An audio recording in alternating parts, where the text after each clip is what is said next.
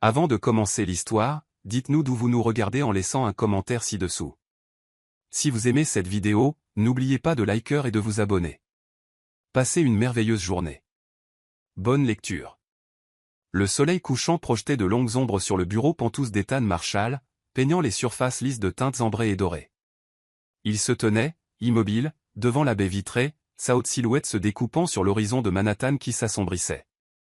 À 32 ans, il avait amassé plus de richesses que la plupart des gens ne verraient en 10 vies, pourtant il se sentait plus vide que jamais. Son reflet le fixait depuis la vitre teintée, un costume Tom Ford impeccablement taillé, des cheveux sombres soigneusement coiffés, et des yeux qui portaient le poids de la solitude. Malgré son succès, Ethan ajusta ses boutons de manchette en argent, une habitude nerveuse qu'il avait développée au fil des années à éviter les interactions sociales. Chaque petit ajustement était un rappel de la dernière clause de sa grand-mère, le mariage dans l'année, ou la perte du contrôle de Marshall Enterprises au profit du conseil d'administration. Le léger bourdonnement de la porte de son bureau qui s'ouvrait parvint à peine à sa conscience, son esprit vagabondant à travers diverses tentatives ratées de rencontres traditionnelles. Chaque rendez-vous s'était terminé de la même manière, son anxiété sociale créant un mur impénétrable entre lui et toute connexion potentielle. Monsieur Marshall. La voix de Harold Winston le tira de ses pensées. L'avocat âgé servait la famille Marshall depuis 3 décennies, ses cheveux argentés et ses lunettes à monture métallique étant une institution de l'entreprise au même titre que le nom Marshall lui-même. La version finale du contrat de mariage est prête pour votre examen. Ethan se retourna lentement, ses mouvements délibérés et contrôlés masquant la tempête d'émotions sous son extérieur calme. Le dossier épais dans les mains de Harold représentait son dernier recours. Un arrangement commercial déguisé en mariage. « Parlez-moi encore d'elle », demanda doucement Ethan, se déplaçant vers son bureau mais restant debout. Ses doigts tracèrent le bord de la surface en acajou, une autre habitude nerveuse qui l'aidait à s'ancrer dans les moments d'anxiété. Harold ajusta ses lunettes et ouvrit un autre dossier. Mademoiselle L. Chen, 26 ans, diplômée de l'Université de Columbia, licence en littérature et écriture créative, travaille actuellement comme éditrice indépendante tout en s'occupant de son jeune frère, Liam, qui nécessite un traitement médical lourd pour une maladie cardiaque rare. Il fit une pause, levant les yeux vers Ethan. Sa vérification d'antécédents est revenue impeccable. Pas de scandale, pas de relations suspectes, pas de controverses sur les réseaux sociaux. Elle correspond exactement à ce que nous avons spécifié. Ethan hocha lentement la tête, s'enfonçant enfin dans son fauteuil en cuir. Le poids de ce qu'il s'apprêtait à faire pesait lourdement sur ses épaules. Et elle comprend toutes les conditions ? Oui, monsieur. Le contrat est assez complet, commença Harold, exposant les points clés, sa voix prenant le ton professionnel qu'il réservait aux affaires juridiques. 1 an de mariage minimum, apparition publique requise pour les événements professionnels, logement séparé au sein de votre pentouse, aucune relation amoureuse extérieure pendant la durée du contrat, et une discrétion totale concernant la nature de l'arrangement. Il fit une nouvelle pause. En retour, elle reçoit 5 millions de dollars à la signature, et les frais médicaux de son frère sont entièrement couverts par la fondation médicale de la famille Marshall. La somme était insignifiante pour Ethan, une goutte d'eau dans l'océan de sa fortune, mais il savait que cela signifiait tout pour Chen. Les coûts de traitement de son frère avaient déjà épuisé les ressources de leur famille, et les procédures expérimentales n'étaient pas couvertes par les assurances standards. Son passé, demanda Ethan, bien qu'il ait déjà entendu cette partie. Quelque chose dans son histoire ne cessait de le ramener en arrière, le faisant questionner et reconfirmer chaque détail. Père décédé quand elle avait 12 ans. Mère remariée 3 ans plus tard à Robert Thompson, amenant une demi-sœur, Vanessa, dans la famille.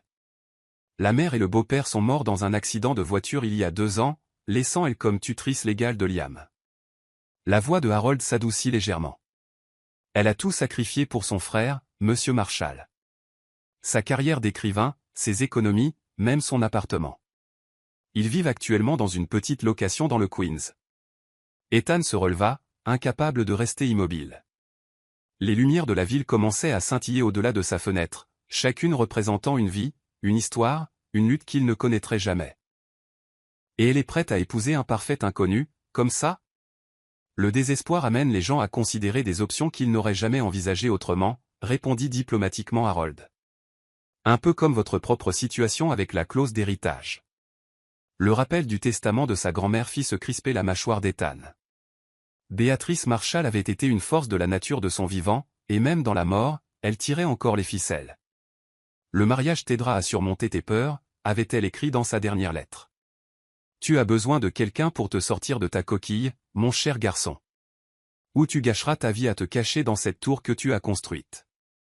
Le communiqué de presse est préparé, demanda Ethan, changeant de sujet. Oui, monsieur. Une histoire classique d'amour fou. Vous avez rencontré mademoiselle Chen lors d'un gala de charité il y a 3 mois, avez gardé la relation privée pendant vos fréquentations, et maintenant vous êtes prêt à annoncer vos fiançailles.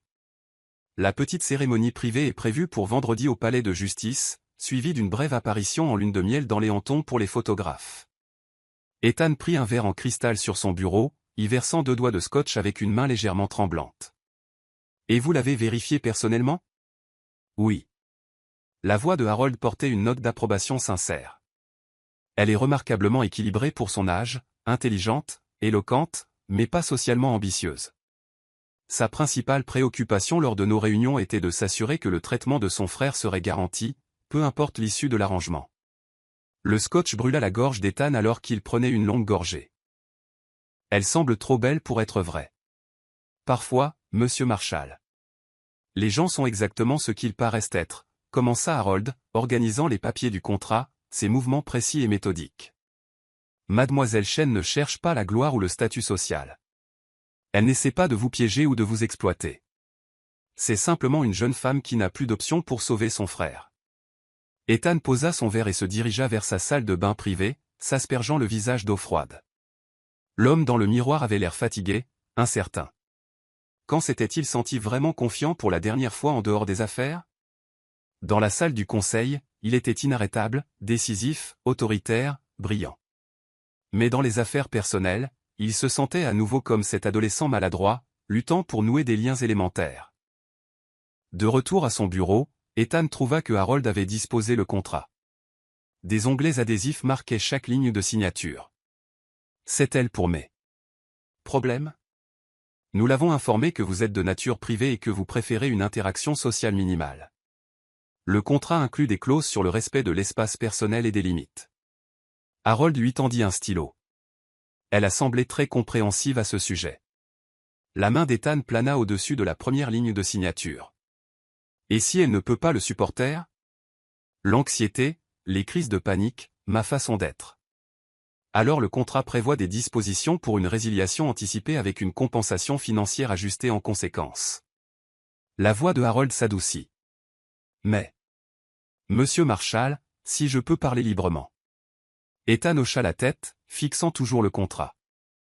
En 30 ans au service de votre famille, je n'ai jamais vu quelqu'un d'aussi soigneusement choisi que mademoiselle Chen. Le profil psychologique, les vérifications d'antécédents, les entretiens personnels.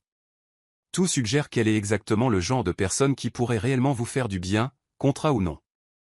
Le stylo semblait lourd dans la main d'Ethan alors qu'il signait son nom sur la première ligne. Chaque signature suivante vint plus facilement, comme une chute le long d'un chemin prédéterminé. Quand il eut fini, il recula, se sentant étrangement étourdi. « Félicitations, monsieur Marshall, dit Harold en rassemblant les papiers. Vous êtes officiellement fiancé. » Ethan retourna à sa fenêtre, observant les derniers rayons de soleil disparaître derrière les tours de la ville. Dans 48 heures, il rencontrerait sa fiancée pour la première fois au palais de justice, une femme qui partagerait son nom, sa maison et sa vie publique, tout en restant une étrangère. Envoyez le premier paiement sur son compte, ordonna-t-il doucement, et assurez-vous que son frère soit admis à l'unité de cardiologie du presbytérian, dès demain matin. Je veux qu'il reçoive les meilleurs soins avant la cérémonie. C'est déjà organisé, monsieur. Harold s'arrêta à la porte. Voulez-vous revoir sa photo? Ethan secoua la tête. Il avait mémorisé sa photo du dossier. Une peau mate et chaude, des yeux doux et un sourire qui semblait receler des secrets. Mais les photos ne pouvaient pas lui dire ce qu'il avait vraiment besoin de savoir. Pourrait-elle supporter ces morceaux brisés? Regretterait-elle de s'être liée à un homme qui pouvait à peine maintenir un contact visuel?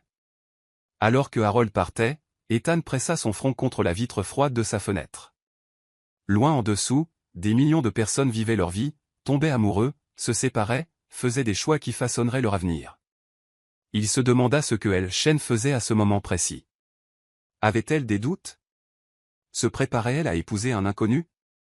Le détestait-elle de l'avoir forcé à recourir à cela? Son téléphone vibra avec un message de son assistant, lui rappelant la réunion du conseil d'administration de demain. Ethan redressa sa cravate, repoussa ses pensées personnelles et retourna à son bureau. Il avait 48 heures avant que sa vie ne change à jamais. D'ici là, il ferait ce qu'il faisait de mieux, travailler jusqu'à ce que l'épuisement émousse l'anxiété qui lui tordait l'estomac. Le contrat reposait dans la mallette de Harold, l'encre encore fraîche sur le papier qui lirait deux étrangers. Ni Ethan ni elle ne pouvaient savoir que cet arrangement commercial débloquerait des émotions qu'ils avaient tous deux soigneusement gardées, ou que leur façade soigneusement construite s'effondrerait face à un amour inattendu. La nuit tomba sur Manhattan, et dans deux quartiers distincts de la ville, deux personnes restaient éveillées, songeant à l'inconnu qu'elles appelleraient bientôt leur époux. Leur chemin était sur le point de converger de manière qu'aucun d'eux ne pouvait imaginer, tout cela à cause d'un contrat qui s'avérerait valoir bien plus que le papier sur lequel il était imprimé. Chapitre 2, premier regard. Le matin de son jour de mariage se leva gris et brumeux, une ambiance appropriée pour ce que Chen considérait plus comme une transaction commerciale qu'une célébration d'amour. Elle se tenait dans les toilettes du palais de justice, fixant son reflet sous l'éclairage fluorescent qui ne flattait personne.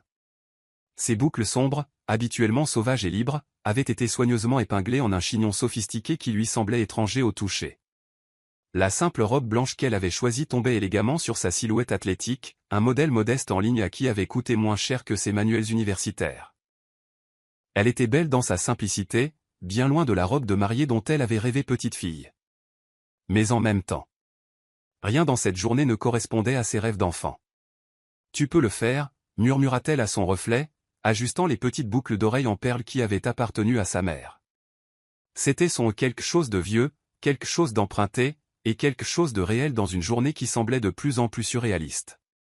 La porte des toilettes s'ouvrit brusquement, et le cœur de elle fit un bond avant qu'elle ne reconnaisse le visage familier de sa meilleure amie, Nora Bennett. « L'avocat de ton futur mari vient d'arriver », annonça Nora, ses yeux sombres remplis d'inquiétude.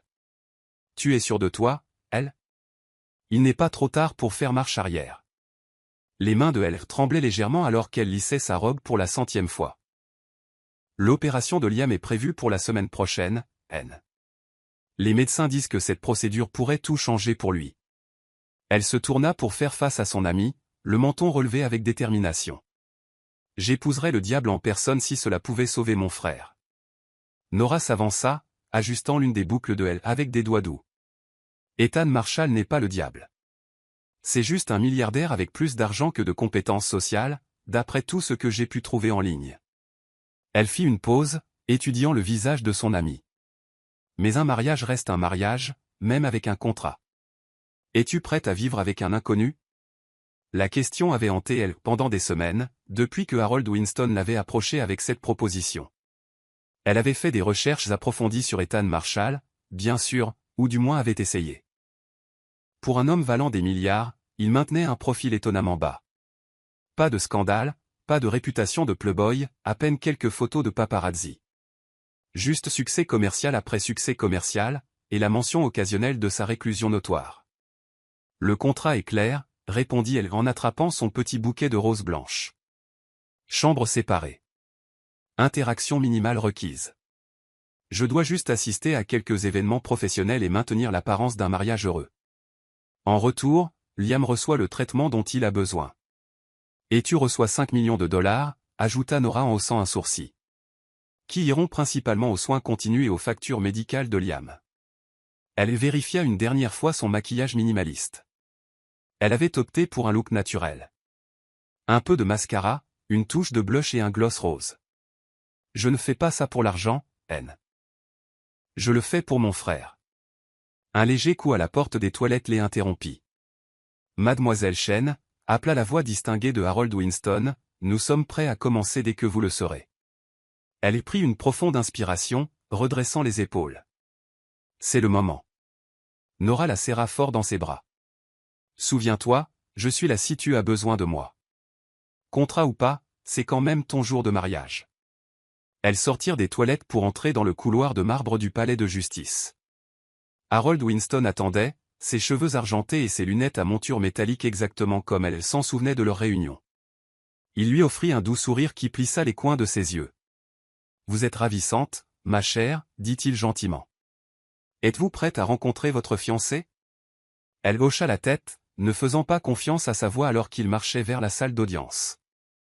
Son esprit vagabonda vers la photographie qu'elle avait vue d'Ethan Marshall, la seule qu'on lui avait montrée. Il se tenait à un événement professionnel, un costume parfaitement taillé soulignant sa grande silhouette, des cheveux sombres bien coiffés, mais c'étaient ses yeux qui avaient attiré son attention.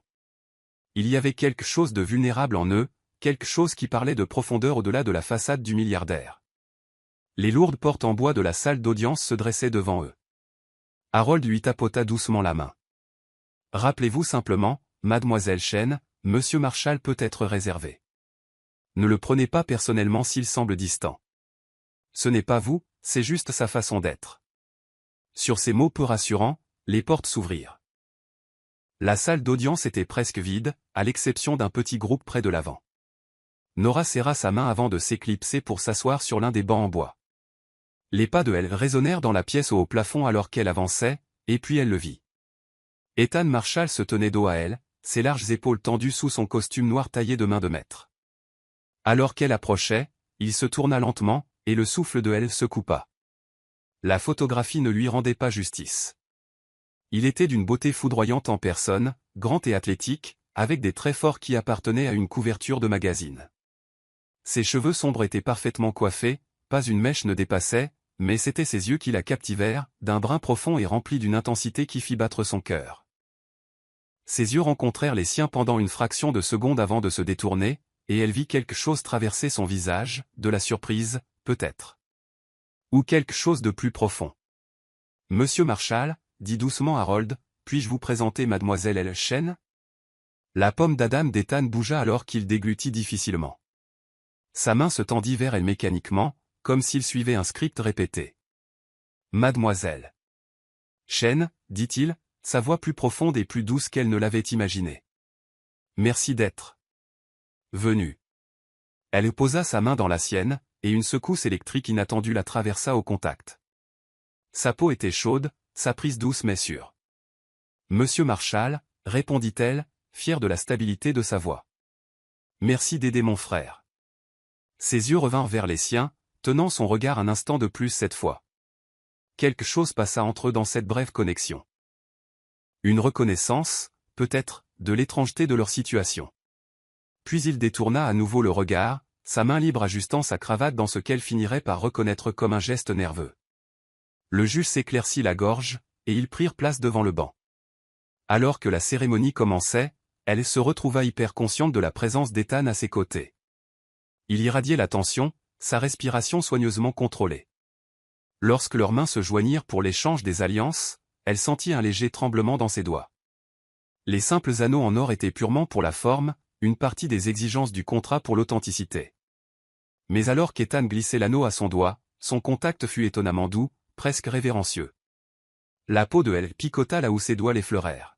« Par le pouvoir qui m'est conféré, entonna le juge, je vous déclare maintenant mari et femme. » Il y eut un moment de silence gêné avant qu'Harold ne souffle discrètement, « Le baiser, monsieur. » Les yeux d'Ethan s'écarquillèrent légèrement, et elle réalisa que cette partie n'avait pas été explicitement couverte lors de leur réunion. Elle vit la panique traverser son visage, suivie de détermination. Il se tourna lentement vers elle, son mouvement raide et incertain. Elle lui facilita la tâche, se hissant légèrement sur la pointe des pieds pour déposer un baiser doux et chaste sur sa joue. Sa peau était chaude sous ses lèvres, et elle perçut une pointe de son parfum, quelque chose de cher et de subtil qui lui fit légèrement tourner la tête. Alors qu'elle se reculait, leurs regards se croisèrent à nouveau, et cette fois la connexion tint bon. Il y avait de la surprise dans son regard, et autre chose qu'elle ne pouvait pas tout à fait déchiffrer. Un instant, juste un instant, l'arrangement commercial disparut, et il n'était plus qu'un homme et une femme, fraîchement mariés, au bord de quelque chose d'inconnu. Le charme se rompit lorsqu'Harold s'avança avec des papiers à signer. Ethan s'éloigna rapidement, son calme revenant alors qu'il se concentrait sur le territoire familier des documents et des formalités juridiques. Mais elle remarqua que sa main tremblait légèrement en signant son nom.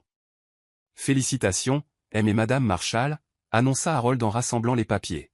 « La voiture vous attend pour vous emmener à l'aéroport. » L'aéroport. La presse avait été informée qu'ils passeraient leur lune de miel dans les Hamptons. La réalité la frappa de plein fouet. Ce n'était pas un vrai mariage, et Ethan Marshall n'était pas vraiment son mari, du moins pas d'une manière qui comptait. C'était un arrangement commercial, rien de plus. L'anneau à son doigt n'était qu'un accessoire. Le baiser sur sa joue, juste pour la forme. Alors qu'il sortait du palais de justice, Ethan maintenait une distance prudente entre eux, mais lorsque les photographes apparurent sur les marches, il la surprit en posant doucement sa main au creux de son dos. Le contact était léger, à peine perceptible, mais il lui envoya des frissons le long de la colonne vertébrale. « Souriez », murmura-t-il, ses lèvres bougeant à peine. Elle tourna son visage vers lui, affichant son plus beau sourire. À sa grande surprise, Ethan la regarda avec une expression qui aurait presque pu passer pour de l'adoration si elle n'avait pas su, si elle n'avait pas signé le contrat elle-même, elle aurait pu croire que c'était réel. Les flashs crépitèrent, capturant ce qui ressemblait à un moment parfait entre jeunes mariés. Aucun des photographes ne pouvait voir comment la main d'Ethan tremblait contre son dos, ou comment le cœur de elle s'emballait à sa proximité. Aucun d'eux ne savait que ce mariage était bâti sur du papier et la nécessité, plutôt que sur l'amour. Alors qu'ils se glissaient dans la voiture qui les attendait, elle aperçut une dernière fois le visage inquiet de Nora dans la foule. Son ami articula « Appelle-moi », avant que les vitres teintées ne coupent le monde extérieur, laissant elle seule avec son nouveau mari. Le silence dans la voiture était assourdissant. Ethan était assis aussi loin d'elle que la banquette arrière le permettait, les yeux fixés sur les rues de la ville qui défilaient. Elle l'étudia subrepticement, notant la tension dans sa mâchoire, la façon dont ses doigts ajustaient continuellement ses boutons de manchette.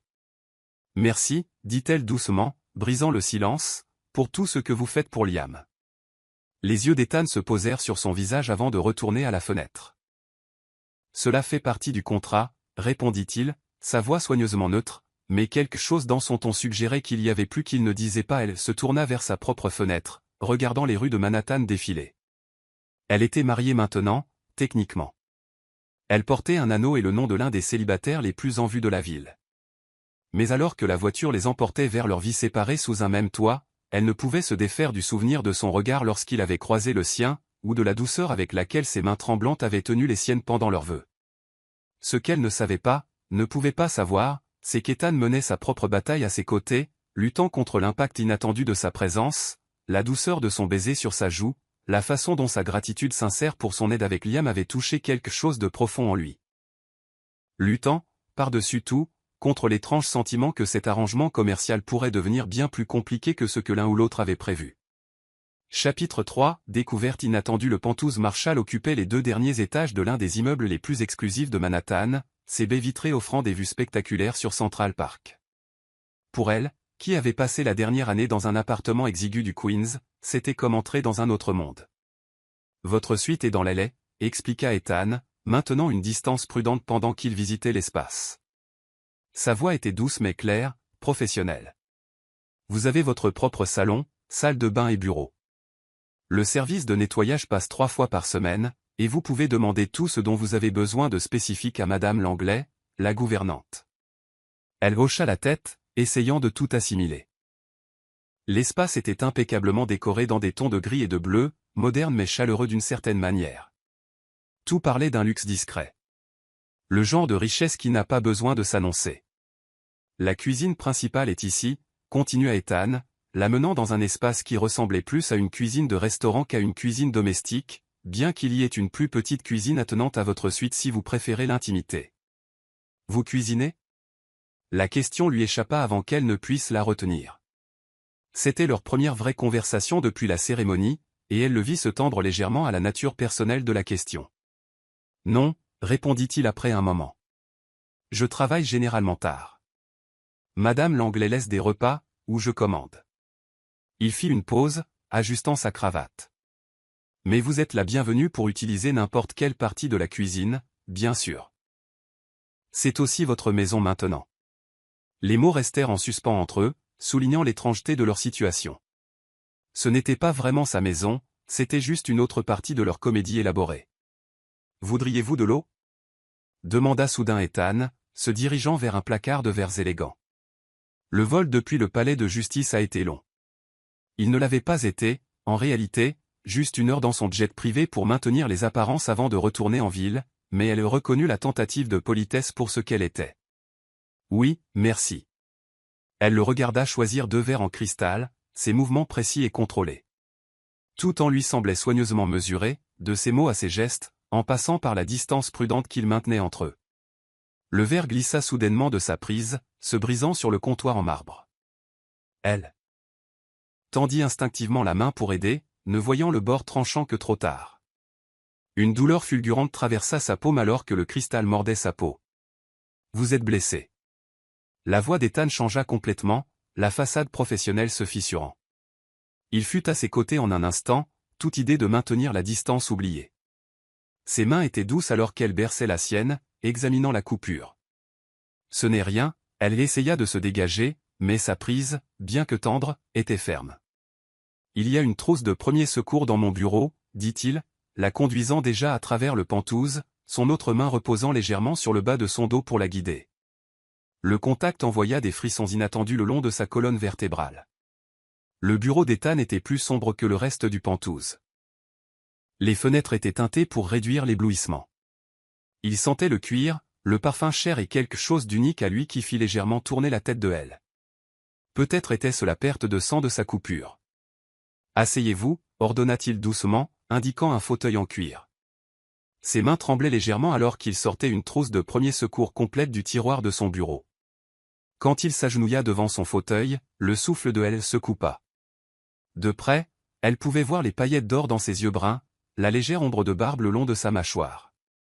Son parfum était plus fort ici, mélangé à quelque chose de chaud et de masculin qui fit s'accélérer son pouls. « Ça risque de piquer » prévint-il, nettoyant soigneusement la coupure avec une lingette antiseptique. Son contact était incroyablement doux, en contradiction avec sa carrure puissante et son personnage d'homme d'affaires. Quand elle tressaillit légèrement à la piqûre, son autre main serra la sienne de manière rassurante. Le silence intime s'étira entre eux pendant qu'il travaillait, nettoyant et bandant sa main avec une précision minutieuse. Ses doigts effleurèrent sa paume, et elle ne put réprimer une brusque inspiration au contact. Ethan se figea, ses yeux se levant pour rencontrer les siens. Quelque chose changea dans son regard alors qu'il enregistrait sa réaction à son contact. Son pouce se déplaça expérimentalement sur sa paume à nouveau, et cette fois elle ne put cacher la façon dont son corps réagissait à ce contact innocent. « Vous n'avez jamais été avec personne avant » murmura-t-il, la prise de conscience naissant dans ses yeux. Ce n'était pas une question. Elle sentit la chaleur inonder ses joues. Elle n'avait pas voulu qu'il le sache. Ce n'était pas pertinent pour leur arrangement. Mais son corps l'avait trahi, répondant à son doux contact de manière qu'elle ne pouvait contrôler. Le contrat ne spécifiait pas, commença-t-elle sur la défensive. Mais Ethan la coupa d'un signe de tête. Non, il ne le spécifiait pas, sa voix était différente maintenant. Plus profonde. Remplie de quelque chose qu'elle ne pouvait pas tout à fait identifier. Sa main tenait toujours la sienne, bien que le bandage soit terminé. « Pourquoi ne me l'avez-vous pas dit ?» Elle releva légèrement le menton. Ce n'était pas pertinent pour notre arrangement. Le contrat exigeait l'absence de scandale ou de complications relationnelles. Mon inexpérience remplissait cette condition. Ethan se leva brusquement, passant une main dans ses cheveux parfaitement coiffés dans un geste qui semblait inconscient. Le mouvement perturba son apparence habituellement soignée, le rendant soudain plus humain, plus accessible. Pas pertinent, marmonna-t-il, faisant les 100 pas derrière son bureau, son calme visiblement ébranlé. Vous acceptez d'épouser un inconnu, de vivre dans sa maison, de prétendre être sa femme, et vous n'avez pas pensé que c'était pertinent. Cela aurait-il changé votre décision, demanda-elle calmement. Auriez-vous choisi quelqu'un d'autre si vous aviez su? Il arrêta de faire les 100 pas, posant ses mains sur le bureau. Oui. Dit-il finalement. Puis. Non. Je ne sais pas, il leva les yeux vers elle, et la vulnérabilité dans ses yeux fit battre son cœur. Cela complique les choses. Pas nécessairement. Elle se leva, berçant sa main bandée contre sa poitrine. Le contrat spécifie des chambres séparées, une interaction minimale. Ma vie personnelle, ou son absence, n'affecte pas notre arrangement. Votre première fois ne devrait pas être, il fit un vague geste entre eux, point ça. Une transaction commerciale. Un contrat. Ma première fois ne fait absolument pas partie du contrat, répondit-elle fermement, bien que sa voix tremblât légèrement. Le mariage n'est que de nom, vous vous souvenez? Ethan contourna lentement le bureau, ses yeux ne quittant jamais son visage. Quand il l'atteignit, il souleva doucement sa main bandée, examinant son travail. Ça fait mal? La double signification de sa question ne lui échappa pas. Non, murmura-t-elle, votre contact est très doux. Quelque chose brilla dans ses yeux à ces mots. Et un instant, elle pensa qu'il pourrait la rapprocher. Au lieu de cela, il relâcha soigneusement sa main et recula, rétablissant la distance professionnelle entre eux. Vous devriez vous reposer, dit-il, sa voix retrouvant son ton contrôlé d'auparavant. La journée a été longue. Madame Langlais apportera le dîner à votre suite. Elle hocha la tête, reconnaissant le renvoi, mais alors qu'elle se tournait pour partir, elle aperçut son reflet dans la fenêtre. La façon dont ses yeux suivaient son mouvement, la tension dans ses épaules, la façon dont ses mains agrippaient le bord de son bureau jusqu'à ce que ses jointures blanchissent. Dans sa suite, elle trouva que ses affaires avaient déjà été déballées et rangées. L'espace était magnifique, décoré de crème doux et de bleu qui correspondaient d'une manière ou d'une autre parfaitement à son esthétique. Un autre signe de la préparation minutieuse de Harold Winston, supposa-t-elle. S'enfonçant dans le lit moelleux, elle y examina sa main bandée. Les soins attentifs d'Ethan avaient transformé ce qui aurait pu être une vilaine coupure en un simple inconvénient.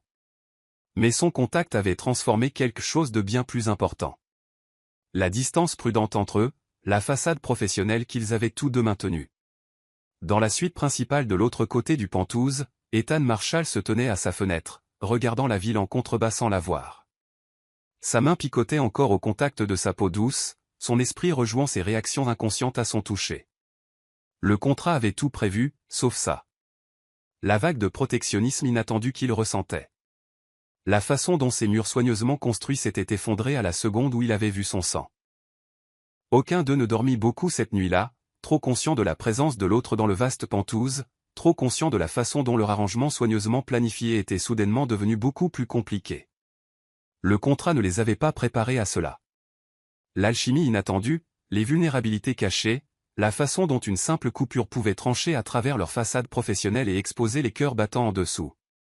Dans l'obscurité de sa nouvelle chambre, elle porta sa main bandée à ses lèvres, se remémorant la douceur de son contact, l'intensité dans ses yeux quand il avait réalisé son secret. De l'autre côté du Penthouse, Ethan était assis dans son bureau, la trousse de premier secours toujours ouverte sur son bureau, se remémorant le léger hoquet de sa respiration, la confiance dans ses yeux alors qu'il soignait sa blessure. Le contrat les avait réunis, mais c'est ce moment inattendu, cette révélation, qui commencerait à abattre les murs entre eux, transformant leur arrangement commercial en quelque chose que ni l'un ni l'autre n'avait anticipé ou préparé. Chapitre 4, les murs s'effondrent 3 semaines après leur mariage arrangé, elle commença à remarquer les schémas subtils dans le comportement d'Ethan. La façon dont il évitait la cuisine avant 8 heures du matin, préférant prendre son café dans son bureau, comment il desserrait toujours sa cravate exactement 3 minutes après avoir franchi la porte du Penthouse, les pas silencieux qui passaient devant sa porte tard dans la nuit quand il ne pouvait pas dormir. Elle avait aussi appris à lire ses niveaux d'anxiété à travers de petits indices, la fréquence de ses ajustements de boutons de manchette, la tension dans ses épaules, la façon dont ses yeux balayaient une pièce à la recherche de sortie. Ce n'était pas quelque chose de couvert par le contrat, cette conscience grandissante de lui, mais elle ne pouvait s'empêcher de cataloguer ses détails. Ce soir, elle était assise dans son bureau privé, essayant de se concentrer sur son travail d'édition, mais son attention dérivait constamment vers les bruits d'Ethan faisant les 100 pas dans son bureau de l'autre côté du Penthouse. Le rythme de ses pas était erratique, un signe certain que quelque chose le tracassait. L'interphone sonna, la faisant sursauter. Madame Marshall, la voix de Madame Langlais était pleine d'excuses. Je pars pour la soirée, mais je voulais vous rappeler le gala de charité de demain soir. Votre robe a été repassée et est suspendue dans votre placard. Le gala. Leur première grande apparition publique depuis le mariage. L'estomac de elle se noua de nervosité. Merci, Madame Langlais. Bonne soirée. Les pas dans le bureau d'Ethan avaient cessé. Elle pouvait presque sentir sa tension irradier à travers les murs. Avant de pouvoir trop réfléchir, elle se leva et se dirigea vers la cuisine. Le thé préféré d'Ethan, un mélange coûteux d'Earl Grey, était facile à trouver. Elle avait regardé Madame Langlais le préparer suffisamment de fois pour savoir exactement comment il le prenait. Infusé pendant précisément 4 minutes. Un sucre, pas de lait. Le rituel familier de chauffer l'eau et de mesurer les feuilles aida à calmer ses propres nerfs. Elle hésita devant la porte de son bureau, un plateau de thé à la main. Cela ne faisait pas partie de leur arrangement. Il s'était installé dans une routine confortable de distance polie, échangeant des amabilités si nécessaire, mais maintenant par ailleurs leur vie séparée. Pourtant, quelque chose la poussa à frapper doucement. Entrez. Sa voix était tendue. Ethan se tenait à sa fenêtre, son apparence habituellement impeccable légèrement débraillée. Sa cravate était desserrée, ses cheveux montrant des signes qu'il y avait passé les mains à plusieurs reprises. Il se tourna en entrant, la surprise traversant ses traits. « J'ai pensé que vous aimeriez un peu de thé, » dit-elle calmement, posant le plateau sur son bureau. « Vous sembliez agité. » Il fixa le service à thé pendant un long moment. « Vous savez comment je le prends » observa-t-il, sa voix douce d'émerveillement. « Je suis attentive » répondit-elle simplement. Ethan se dirigea vers son bureau, prenant la tasse avec des mains légèrement tremblantes. La première gorgée sembla le détendre légèrement. « Merci » dit-il, lui faisant signe de s'asseoir si elle le souhaitait. À leur grande surprise à tous les deux. Elle le fit. « C'est le gala » demanda-t-elle doucement, le regardant s'installer dans son fauteuil. Il hocha la tête, ses doigts tapant un rythme anxieux sur son bureau. « Les grandes foules. C'est difficile pour moi. Le conseil s'attend à ce que je fasse un discours. » Sa voix baissa. « Je ne l'ai dit à personne, mais j'ai des crises de panique rien que d'y penser. » L'aveu sembla le surprendre autant qu'elle. Ethan Marshall, PDG milliardaire, n'était pas censé montrer de faiblesse, surtout pas à sa femme sous contrat. « Qu'est-ce qui aide » demanda-elle, gardant sa voix neutre, sans jugement. « Quand vous êtes anxieux. » Les yeux d'Ethan rencontrèrent les siens, tenant son regard plus longtemps que d'habitude. « Le calme » dit-il finalement. « De l'espace pour respirer. Pas d'attente. » Il fit une pause. « Votre thé a aidé. » Un silence confortable s'installa entre eux. Elle remarqua que ses doigts avaient cessé leur tapotement anxieux. « Je pourrais rester près de vous » offrit-elle soudainement, pendant le gala. « Pas en vous collant, juste à proximité. Si vous avez besoin d'espace, nous pourrions avoir un signal, quelque chose de subtil. » Le contrat n'exige pas ce niveau de soutien, dit Ethan, mais son ton était interrogateur plutôt que dédaigneux. Le contrat n'interdit pas non plus la gentillesse sincère, elle sourit doucement. De plus, un PDG heureux rend le mariage plus convaincant, n'est-ce pas? Quelque chose changea dans l'expression d'Ethan. Un adoucissement autour de ses yeux. Un léger relâchement de sa mâchoire. Quel genre de signal?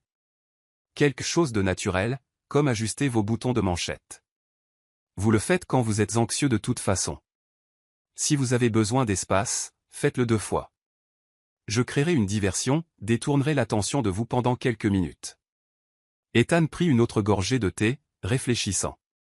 Vous êtes très observatrice. Je suis une écrivaine dans l'âme, elle. Haussa les épaules. On remarque les détails. C'est ce sur quoi vous travaillez dans votre bureau la nuit. La question la surprit. Elle n'avait pas réalisé qu'il avait remarqué ses séances d'écriture nocturne. Parfois. Admit-elle. La plupart du temps, je corrige le travail des autres en ce moment. Des missions en freelance. Mais vous voulez écrire vos propres histoires. Ce n'était pas une question.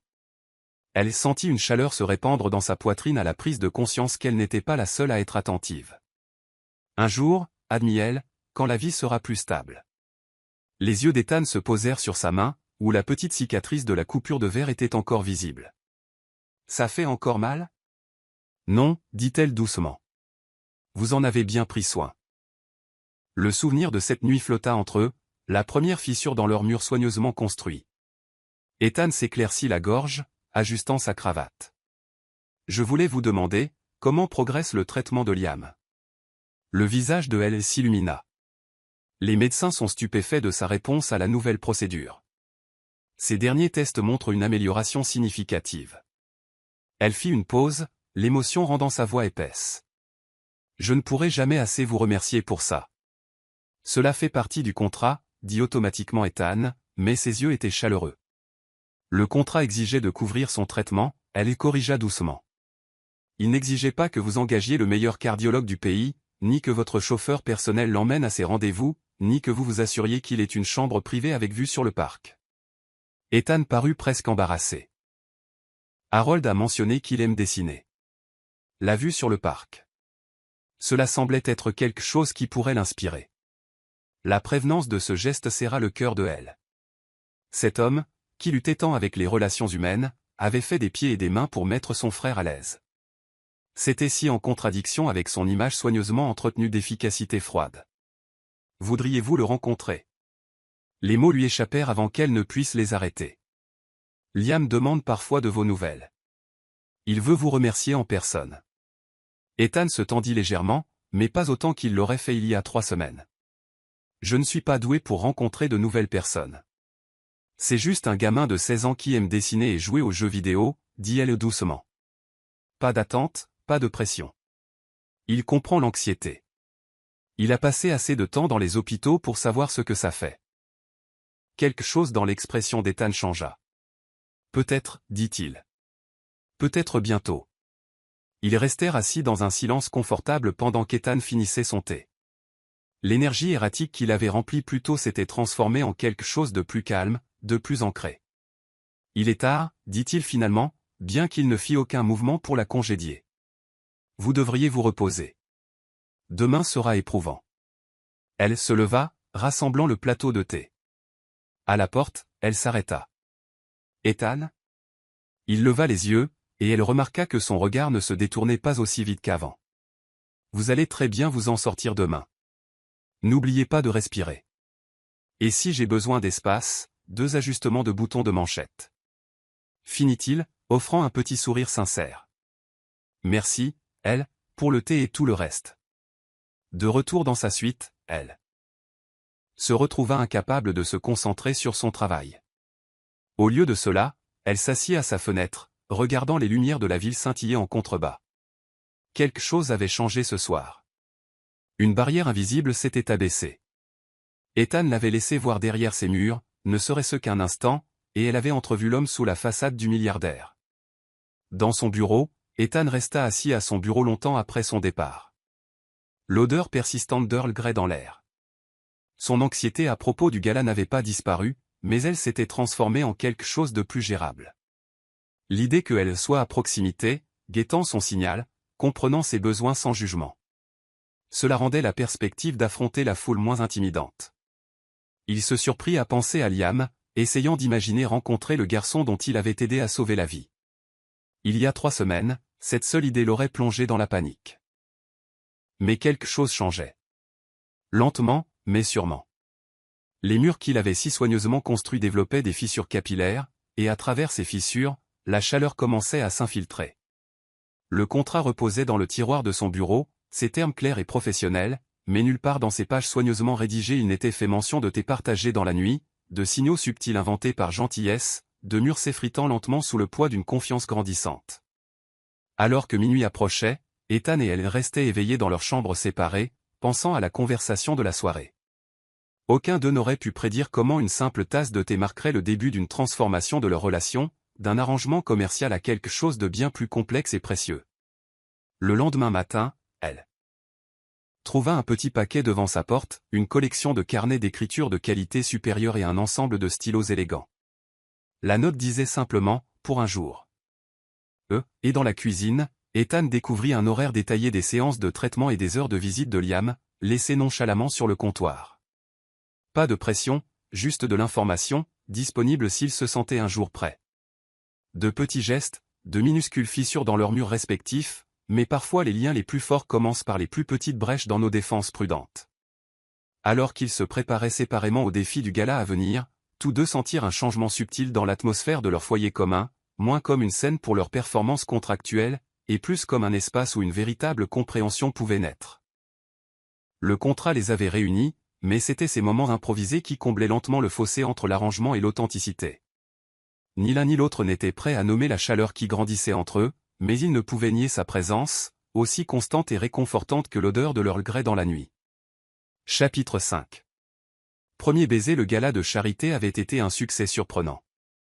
Le discours d'Ethan, prononcé avec Lily à ses côtés, sa présence rassurante, s'était déroulé sans accroc. Leur système de signaux subtils avait parfaitement fonctionné, lui offrant des moments de répit lorsque la foule devenait oppressante.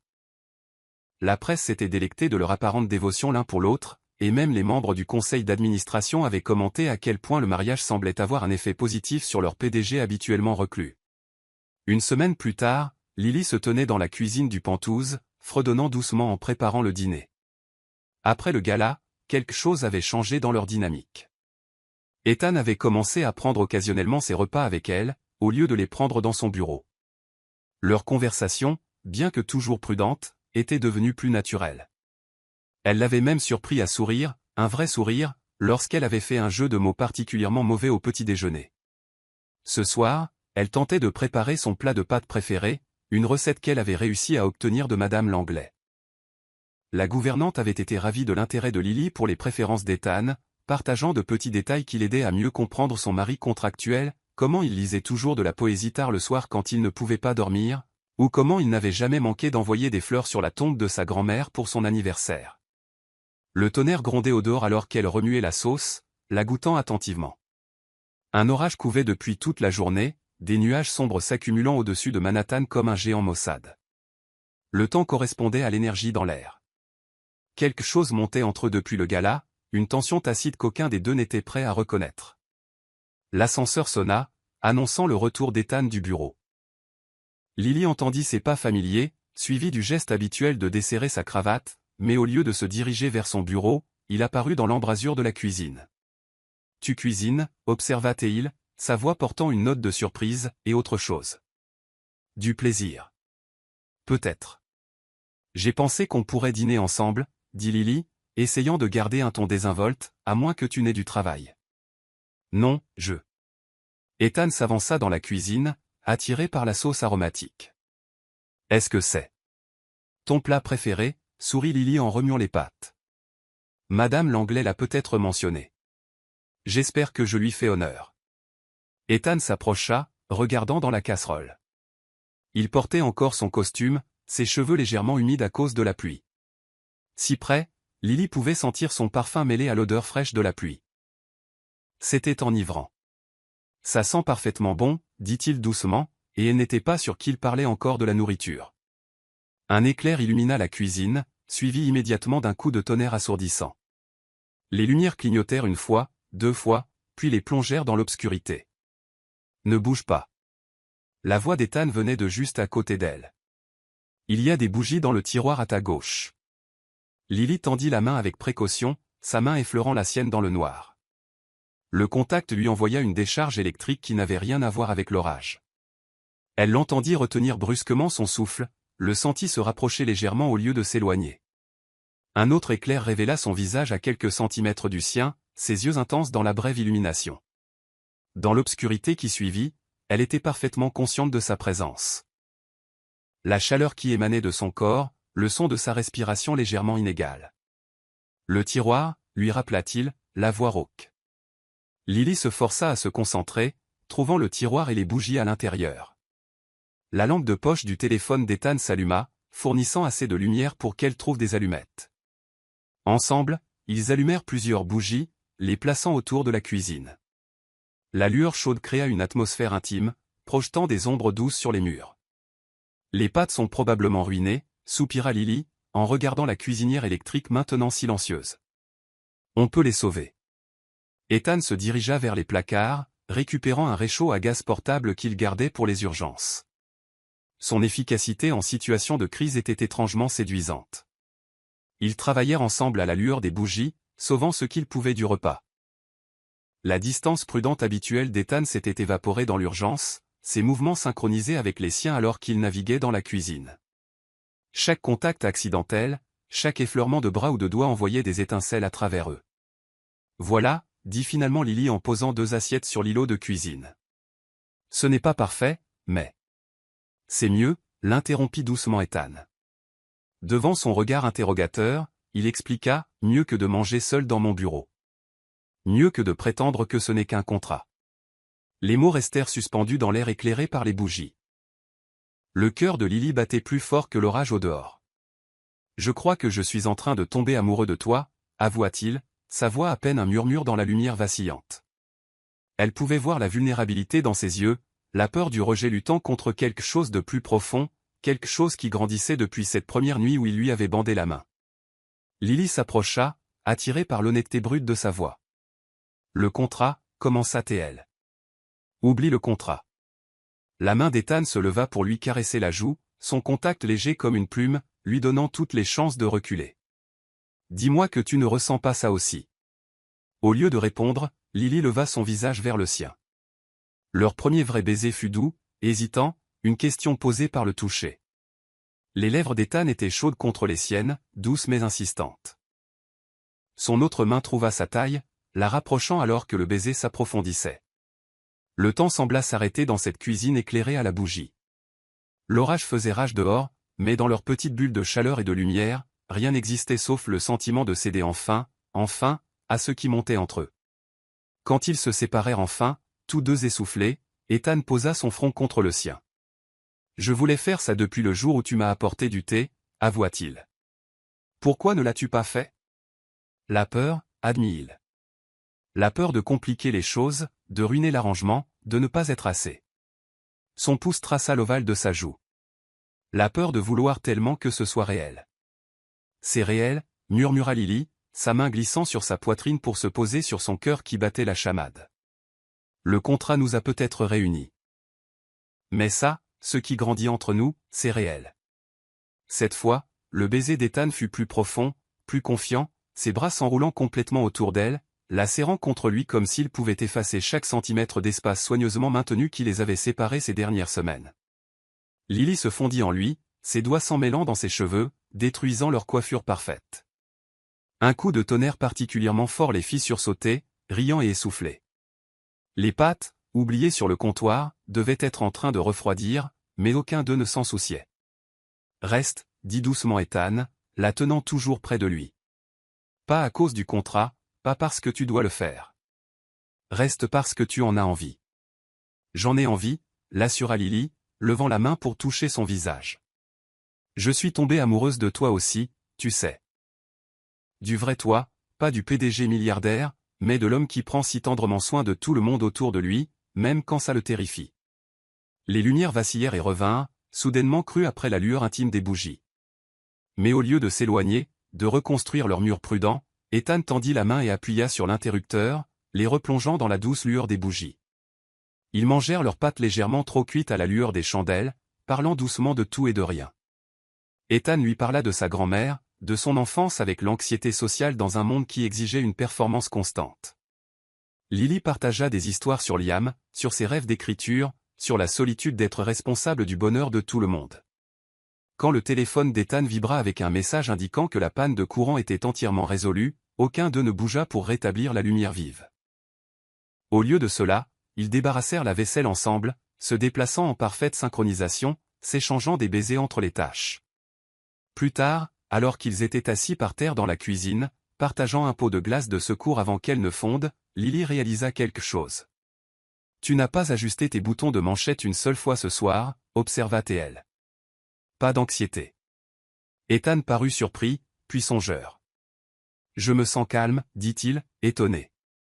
Avec toi, je n'ai pas besoin de faire semblant ou de jouer un rôle. Tu me vois, tout entier, et tu es toujours là. » Toujours, promit Lily, se penchant pour l'embrasser sur un coin de la bouche chocolatée. L'orage au dehors commença à s'estomper, mais l'électricité entre eux ne fit que s'intensifier. Chaque contact, chaque baiser, chaque sourire partagé était une brique de plus retirée des murs qu'ils avaient construits autour de leur cœur. Le contrat qui les avait réunis gisait, oublié, dans le tiroir du bureau d'Ethan, ces termes cliniques éclipsés par la réalité de sentiments authentiques, d'une confiance librement donnée et d'un amour fleurissant lentement à la lueur des bougies. Vers minuit, ils se déplacèrent enfin vers le salon, blottis l'un contre l'autre sur le canapé. Ethan lui lut de la poésie dans la pénombre, sa voix douce et intime. La tête de Lily reposait sur sa poitrine, ses doigts entrelacés avec les siens, leurs alliances captant la lueur des bougies. « Que se passe-t-il maintenant » demanda-t-elle pendant une pause entre deux poèmes. La main libre d'Ethan lui caressa doucement les cheveux. « Maintenant, nous écrivons notre propre histoire, dit-il. Sans contrat, sans faux-semblant. Juste nous, trouvant notre chemin ensemble. » Les bougies se consumaient, projetant des ombres dansantes sur les murs. Dehors, l'orage était passé, laissant derrière lui une ville purifiée et rafraîchie. À l'intérieur, deux personnes qui s'étaient mariées en tant qu'étrangers s'endormirent dans les bras l'un de l'autre, leur cœur battant à l'unisson, leur avenir soudainement radieux de possibilités qu'aucun d'eux n'avait osé imaginer. Le contrat spécifiait des chambres séparées et une interaction minimale. Ils n'avaient pas prévu les pannes de courant, les dîners aux chandelles ou la façon dont l'amour grandirait dans les endroits les plus inattendus. Alors qu'Ethan et Lily s'endormaient, tous deux savaient que tout avait changé. Leur arrangement s'était transformé en quelque chose de réel, de précieux, quelque chose pour lequel il valait la peine de se battre. Et le matin, quand Madame Langlais arriva pour les trouver endormis sur le canapé, entourés de bougies fondues et de livres de poésie, elle se contenta de sourire et de refermer doucement la porte, leur offrant quelques instants de plus dans leur nouveau paradis. Chapitre 6. Menace cachée. L'appartement de Vanessa Chen à Manhattan était tout ce que le logement de Lily n'avait pas été, élégant, moderne et acheté avec l'argent de l'assurance de leur beau-père. Elle se tenait près de ses baies vitrées, ses ongles manucurés tapotant contre un verre de vin en cristal alors qu'elle parcourait la dernière page mondaine sur sa tablette.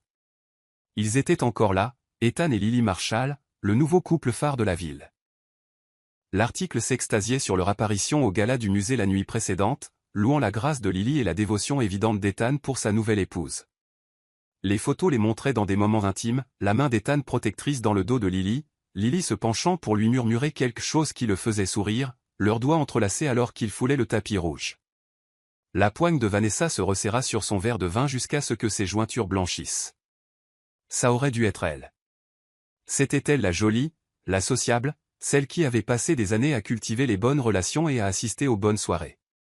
Comment sa demi-sœur intello osait-elle mettre la main sur le célibataire le plus convoité de New York? Ce n'est pas juste, marmonna-t-elle, posant son verre vide avec plus de force que nécessaire. Le son résonna dans son appartement luxueusement meublé mais vide. Son téléphone vibra avec un SMS de son dernier petit ami, un banquier d'affaires de second rang dont elle se souvenait à peine du nom. Elle l'ignora, ouvrant plutôt son ordinateur portable pour faire défiler de vieilles photos, des années de preuves soigneusement documentées de ses tentatives d'éclipser sa demi-sœur. Là, des photos de leurs années de lycée, quand Vanessa s'était assurée que Lily ne soit jamais invitée aux bonnes fêtes. Et ici, des photos universitaires montrant Vanessa dans des vêtements de marque achetés avec la carte de crédit de leur beau-père tandis que Lily travaillait à temps partiel à la bibliothèque du campus. Mais c'est un dossier marqué Spring Break 2019 qui la fit s'arrêter. Les photos à l'intérieur étaient assez innocentes. Lily, à une fête sur la plage lors de sa tentative de sortir de sa zone de confort. Elle avait passé la plupart du temps à lire sous un parasol, mais il y avait quelques clichés d'elle parlant à divers garçons à la fête. Les lèvres parfaitement peintes de Vanessa se courbèrent en un sourire calculateur. Avec le bon logiciel de retouche, ces interactions innocentes pourraient raconter une histoire très différente. Et n'y avait-il pas eu des rumeurs sur les insécurités d'Ethan Marshall, ses problèmes de confiance notoires? Ses doigts volèrent sur le clavier alors qu'elle affichait plus de photos. Lily dansant avec un camarade de classe. Lily aidant une amie ivre à monter dans un taxi. Lily serrant dans ses bras son partenaire d'études masculin après avoir brillamment réussi un examen difficile. Des moments complètement innocents qui pouvaient être tordus en quelque chose de plus sombre. La page mondaine était toujours ouverte sur sa tablette, montrant une autre photo du couple heureux. Celle-ci les avait surpris dans un moment de relâchement, Ethan regardant Lily avec une adoration non dissimulée alors qu'elle riait de quelque chose hors champ. L'intimité de la scène retourna l'estomac de Vanessa. « Tu ne le mérites pas », murmura-t-elle, fusillant du regard l'image de sa demi-sœur. « Tu ne mérites rien de tout ça. » Son téléphone vibra à nouveau, cette fois avec une notification sur le dernier post de Liam sur les réseaux sociaux. Son demi-frère se remettait bien à l'hôpital presbytérien de New York, partageant des croquis de la vue de la ville depuis sa chambre privée. Chaque post était accompagné d'un mot de gratitude pour son incroyable beau-frère qui avait rendu tout cela possible. Vanessa n'avait rendu visite à Liam qu'une seule fois depuis son admission à l'hôpital. Le garçon avait à peine remarqué sa présence, trop absorbé par un appel vidéo avec Lily et, étonnamment, Ethan. Elle avait observé depuis le seuil, alors que le PDG supposément froid et impitoyable montrait un réel intérêt pour les œuvres de Liam, offrant même de faire encadrer certains de ses croquis pour la collection permanente de l'hôpital. Ce souvenir attisa sa colère. La parfaite Lily, avec son parfait nouveau mari et leur parfaite petite unité familiale, c'était écœurant. Un coup de tonnerre au dehors correspondit à l'humeur de Vanessa alors qu'elle commençait à télécharger un logiciel de retouche photo. Elle avait toujours été meilleure que Lily en technologie, un fait qu'elle avait prouvé au lycée en piratant les comptes de réseaux sociaux de sa demi-sœur pour décliner des invitations à des fêtes. Voyons comment ton conte de fées résiste à un petit retour à la réalité, murmura-t-elle en ouvrant la première photo pour la retoucher. Les heures passèrent tandis que Vanessa travaillait, manipulant soigneusement les horodatages et les métadonnées. Les photos de la fête sur la plage étaient les plus faciles à modifier. Assombrir l'éclairage ici, recadrer de manière suggestive là, changer les horodatages pour suggérer une habitude. Elle accorda une attention particulière aux détails, sachant que tout examen devrait résister à une enquête initiale. Son téléphone vibra continuellement toute la nuit, le banquier d'affaires se demandant probablement pourquoi elle lui avait posé un lapin pour le dîner. Elle l'ignora, trop concentrée sur sa tâche. C'était plus important qu'un rendez-vous sans intérêt. Vers minuit, elle ouvrit ses réseaux sociaux, faisant défiler les photos récentes d'Ethan et Lily. Il y en avait une nouvelle de plus tôt dans la journée, une photo prise sur le vif d'eux dans un petit restaurant italien. L'anxiété sociale d'Ethan était introuvable alors qu'il regardait sa femme, leurs mains jointes sur la table entre eux. La légende disait, le PDG de Marshall Industries, Ethan Marshall, et sa femme Lily profitent d'un dîner tranquille chez Giorgio. Des sources disent que l'homme d'affaires habituellement réservé s'est complètement ouvert depuis son mariage. Serait-ce le pouvoir du véritable amour? L'ordinateur portable de Vanessa sonna, indiquant qu'une autre manipulation de photos était terminée. Celle-ci montrait Lily, apparemment en train de se rapprocher d'un camarade de classe masculin dans un coin sombre. L'original était une séance d'études de groupe à la bibliothèque. Maintenant, cela ressemblait à quelque chose de beaucoup plus intime. Le véritable amour, ricana Vanessa en sauvegardant la photo modifiée dans sa collection grandissante. Voyons à quel point il est vrai face à des preuves du passé prétendument scandaleux de ta femme. Elle prit son téléphone, créant une nouvelle adresse email sous un faux nom. L'histoire se formait déjà dans son esprit, une ancienne camarade de classe inquiète qu'Ethan Marshall ne se fasse tromper. Les photos seraient jointes en guise de preuve, accompagnées de suggestions soigneusement formulées sur le caractère de Lily. Un éclair illumina son appartement, se reflétant sur les nombreuses photos encadrées sur ses murs, toutes montrant Vanessa sous son meilleur jour, lors d'événements caritatifs, de fêtes exclusives, toujours parfaitement posée et habillée. Mais sur aucune d'elles, elle ne portait le sourire authentique qui venait si naturellement à sa demi-sœur. Son doigt hésita au-dessus du bouton envoyé alors qu'une autre photo d'Ethan et Lily apparaissait sur son fil d'actualité. Celle-ci était clairement prise sur le vif. Eux, se promenant dans Central Park, la veste de costume d'Ethan drapée sur les épaules de Lily, tous deux riant d'une blague privée. Ils avaient l'air heureux. Vrai. Pendant un instant, le doute s'insinua. Allait-elle vraiment faire ça? Essayer de détruire le bonheur de sa demi-sœur par pure méchanceté? Puis elle se souvint de la remise des diplômes du lycée, de la fierté de leur beau-père pendant le discours de major de promotion de Lily, alors qu'il avait à peine remarqué la présence de Vanessa. Elle se souvint de l'université, de la bourse complète obtenue par Lily, tandis que Vanessa devait compter sur l'argent de leur beau-père. Elle se souvint de chaque fois que Lily avait été louée pour son intelligence, sa gentillesse, sa responsabilité, tandis que Vanessa était critiquée pour ses habitudes de dépenses et son arrivisme social. Le doute disparut, remplacé par une froide détermination. Lily avait toujours été la bonne, la fille parfaite, la sœur attentionnée. Maintenant, elle avait aussi le mari parfait et la vie parfaite. Ce n'était pas juste. Le doigt de Vanessa appuya sur envoyer avant qu'elle ne puisse reconsidérer. L'email, avec ses pièces jointes accablantes, disparut dans le cyberespace, sa destination fixée à l'adresse email privée d'Ethan Marshall, obtenue grâce à une manipulation minutieuse d'une de ses conquêtes de la banque d'investissement. Échec et mat, chère sœur, murmura-t-elle, refermant son ordinateur portable avec un sourire satisfait. Dehors, l'orage s'intensifia, mais Vanessa ne ressentait que du calme. Elle avait porté le premier coup dans ce qui allait devenir son chef-d'œuvre de vengeance. Laissons Lily essayer d'expliquer ses photos. Laissons-la essayer de maintenir la confiance d'Ethan face à des preuves d'un passé caché. Le mariage parfait s'effondrerait, le conte de fées prendrait fin, et Vanessa serait là pour regarder tout s'écrouler. Peut-être qu'alors, enfin, elle cesserait de se sentir comme si elle vivait dans l'ombre de sa demi-sœur. Ce que Vanessa ne pouvait pas savoir, c'est que le véritable amour, une fois trouvé, n'est pas si facile à détruire. Les graines de la destruction qu'elle avait plantées prendraient racine, mais elles finiraient par renforcer, plutôt que de briser, le lien entre Ethan et Lily. Sa vengeance se retournerait contre elle de manière inimaginable, révélant non pas les scandales inexistants de Lily, mais l'amertume et la jalousie profonde de Vanessa elle-même. Mais pour l'instant, elle était assise dans son appartement luxueux, sirotant du vin et imaginant le chaos que son email provoquerait. Demain, elle observerait le déroulement dramatique de son plan à distance, savourant chaque instant de la chute imminente de sa demi-sœur. L'orage faisait rage au dehors, une toile de fond appropriée à la noirceur des complots de Vanessa. Quelque part à travers la ville, Ethan et Lily dormaient paisiblement dans les bras l'un de l'autre, ignorant que leur bonheur était devenu la cible de la vengeance d'une demi-sœur jalouse. Le contrat qui les avait réunis était sur le point de faire face à sa plus grande épreuve, non pas à cause de leurs propres doutes ou peurs, mais à cause des mensonges soigneusement élaborés de quelqu'un déterminé à les déchirer. La question n'était pas seulement de savoir si leur amour pouvait survivre à la tempête, mais s'il en sortirait plus fort pour l'avoir surmonté. Chapitre 7. L'orage éclate, les lumières de la ville se brouillaient à travers les fenêtres du bureau d'Ethan alors qu'il fixait son écran d'ordinateur, menant une guerre entre son cœur et ses insécurités les plus profondes. L'email était arrivé 6 heures plus tôt, et il n'avait pas bougé depuis, laissant le doute empoisonner lentement tout ce qu'il croyait savoir sur l'amour et la confiance. Objet, la vérité sur Lily Shen. Les photos remplissaient son écran, des dizaines, chacune soigneusement choisie pour infliger un maximum de dégâts.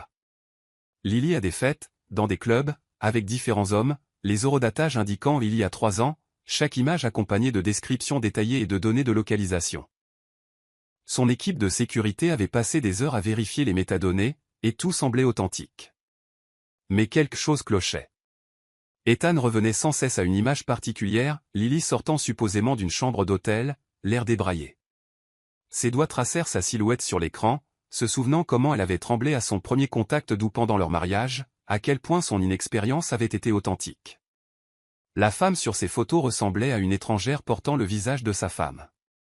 Monsieur Marshall.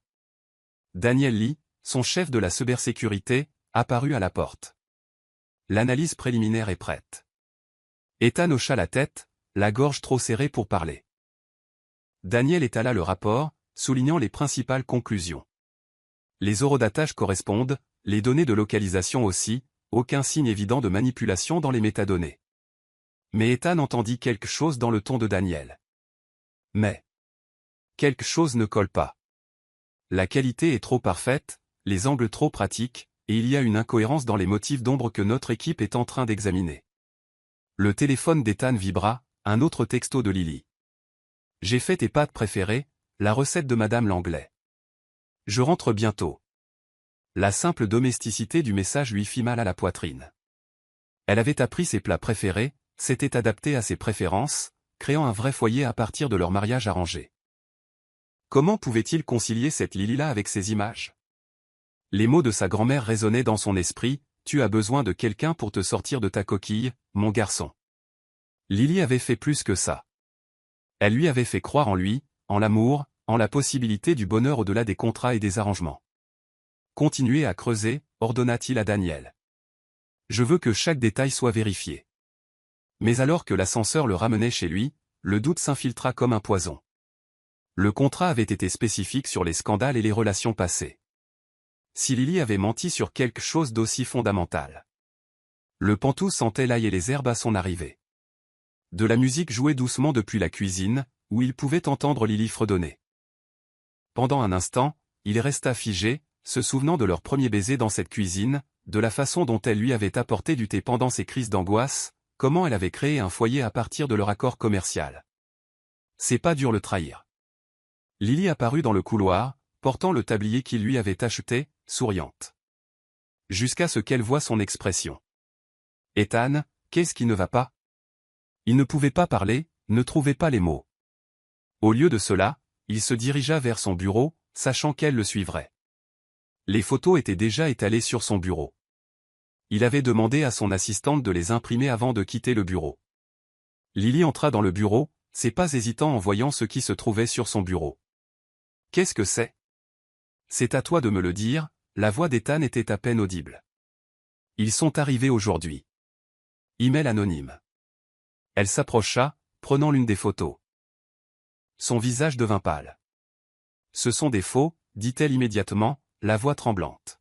« Je n'ai jamais. » « Tu sais. »« Je n'ai jamais. » « Les horodatages sont authentiques, » l'interrompit Ethan, son anxiété le faisant se réfugier derrière un professionnalisme glacial. Les métadonnées correspondent. Il y a 3 ans. Lily. Plusieurs hommes. Plusieurs endroits. Non. Les mains de Lily tremblaient en regardant les photos. Ça, c'est moi à la fête sur la plage de Samantha. Mais je lisais la plupart du temps. Et ça, c'était un groupe d'études à la bibliothèque. Quelqu'un les a modifiés. Ethan, s'il te plaît. Tu me connais. Et il la connaissait. Savait comment elle prenait son café. Comment elle lisait de la poésie tard le soir. Comment elle ne l'avait jamais poussé au-delà de sa zone de confort. Connaissait la façon authentique dont elle avait répondu à son contact. La vulnérabilité honnête qu'elle lui avait montrée. Mais son anxiété criait plus fort que son cœur, le faisant se rabattre sur la sécurité des termes juridiques. Le contrat spécifiait pas de scandale, dit-il, sa voix froide pour masquer la douleur. Pas de complications qui pourraient nuire au nom Marshall. Le menton de Lily se releva brusquement, la douleur traversant son visage. Le contrat? C'est de ça qu'il s'agit? Pas de confiance, pas d'amour, mais un contrat? Est-ce que quelque chose était réel? Demanda Ethan, incapable de croiser son regard. L'innocence, l'inexpérience. Tout cela faisait-il partie d'un plan élaboré? Comment oses-tu? Sa voix se brisa. Après tout ce que nous avons partagé, tout ce que nous avons construit, comment oses-tu croire un email anonyme plutôt que moi?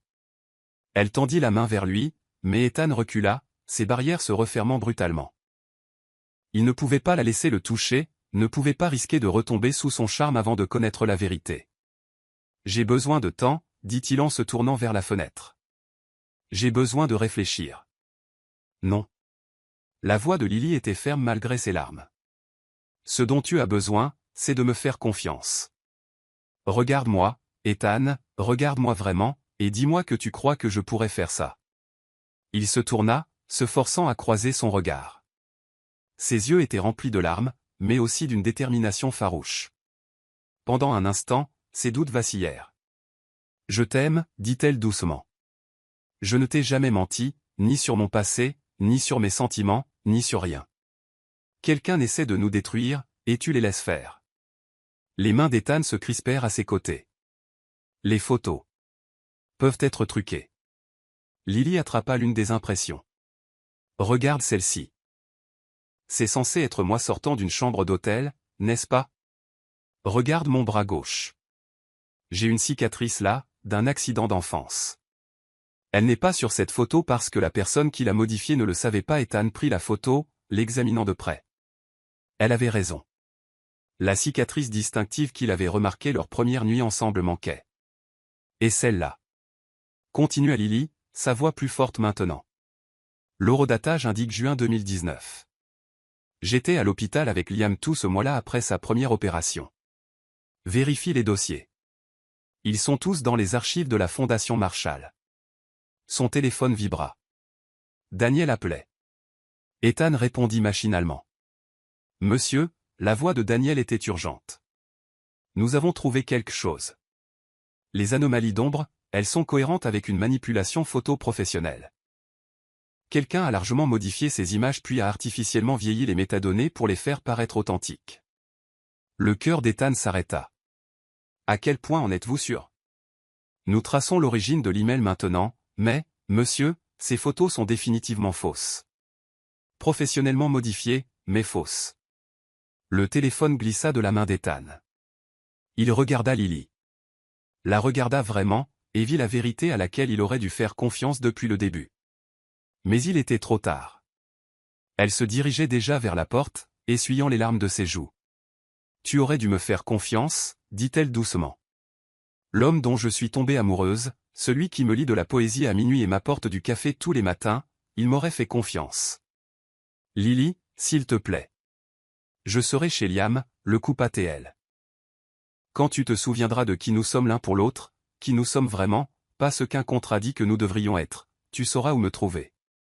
La porte se referma derrière elle avec un léger clic qui sembla plus fort qu'un claquement. Ethan s'effondra dans son fauteuil, entouré par les mensonges qui avaient failli tout détruire ce qu'il chérissait. Son téléphone vibra à nouveau, Harold Winston appelant avec des nouvelles qui révéleraient l'implication de Vanessa. Mais à cet instant, rien de tout cela n'avait d'importance. Il avait laissé ses insécurités empoisonner la plus belle chose de sa vie, avait choisi le doute plutôt que la confiance, la peur plutôt que l'amour, les contrats plutôt que la connexion. Et maintenant, en regardant l'amour de sa vie s'éloigner, Ethan Marshall réalisa que parfois, les plus grandes menaces au bonheur ne viennent pas de forces extérieures, mais de notre propre incapacité à croire en quelque chose de plus grand que notre peur. Chapitre 8. La trahison révélée. L'équipe de cybersécurité de Marshall Industries travailla toute la nuit, leurs bureaux illuminés par la lueur de multiples moniteurs. Ethan n'avait pas bougé depuis le départ de Lily, sa veste de costume jetée, sa cravate desserrée, alors qu'il les regardait travailler. Toutes les quelques minutes, sa main se tendait vers son téléphone, voulant l'appeler, mais s'arrêtant. Il avait d'abord besoin de preuves. Il devait être en mesure de lui montrer exactement à quel point il avait eu tort. Monsieur Marshall. Daniel Lee, le chef de la cybersécurité, l'appela. Nous avons réussi à récupérer les images originales. Regardez ça.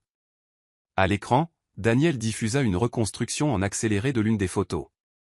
L'image de Lily sortant supposément d'une chambre d'hôtel se transforma à l'envers, l'apparence débraillée s'estompa, l'arrière-plan de l'hôtel se résolut en une bibliothèque universitaire, la pose suggestive devenant un moment innocent où elle portait des livres. La manipulation était professionnelle, expliqua Daniel, mais ils ont laissé des traces. Chaque modification crée une empreinte numérique, peu importe à quel point on est prudent. Nous avons trouvé des centaines d'éléments manipulés sur toutes les photos. Les mains d'Ethan s'agrippèrent au dossier de la chaise de Daniel. Et vous êtes certain pour? Oui, monsieur. L'email a été acheminé via plusieurs proxys, mais nous l'avons retracé jusqu'à une adresse IP enregistrée au nom de Vanessa Chen. Le logiciel de retouche utilisé pour manipuler les photos a été acheté avec sa carte de crédit il y a 3 jours. Les pièces du puzzle se mettaient en place, formant une image qui retourna l'estomac d'Ethan. Il avait laissé la manipulation jalouse de quelqu'un détruire presque la meilleure chose de sa vie. Monsieur.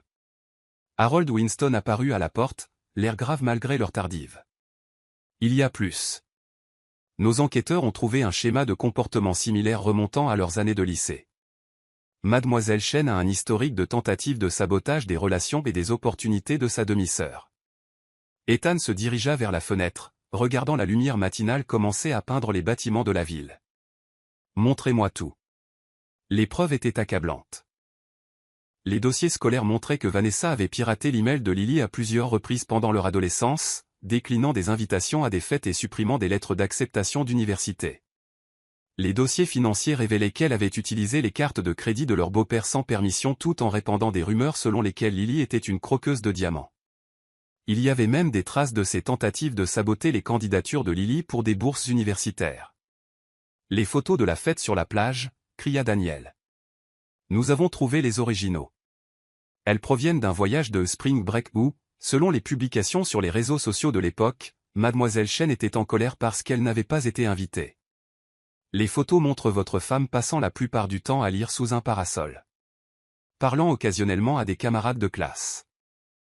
Rien de scandaleux. Le téléphone d'Ethan vibra. Un texto de Liam. Elle a pleuré jusqu'à s'endormir à l'hôpital. Arrange ça. Les mots le frappèrent comme des coups. Lily.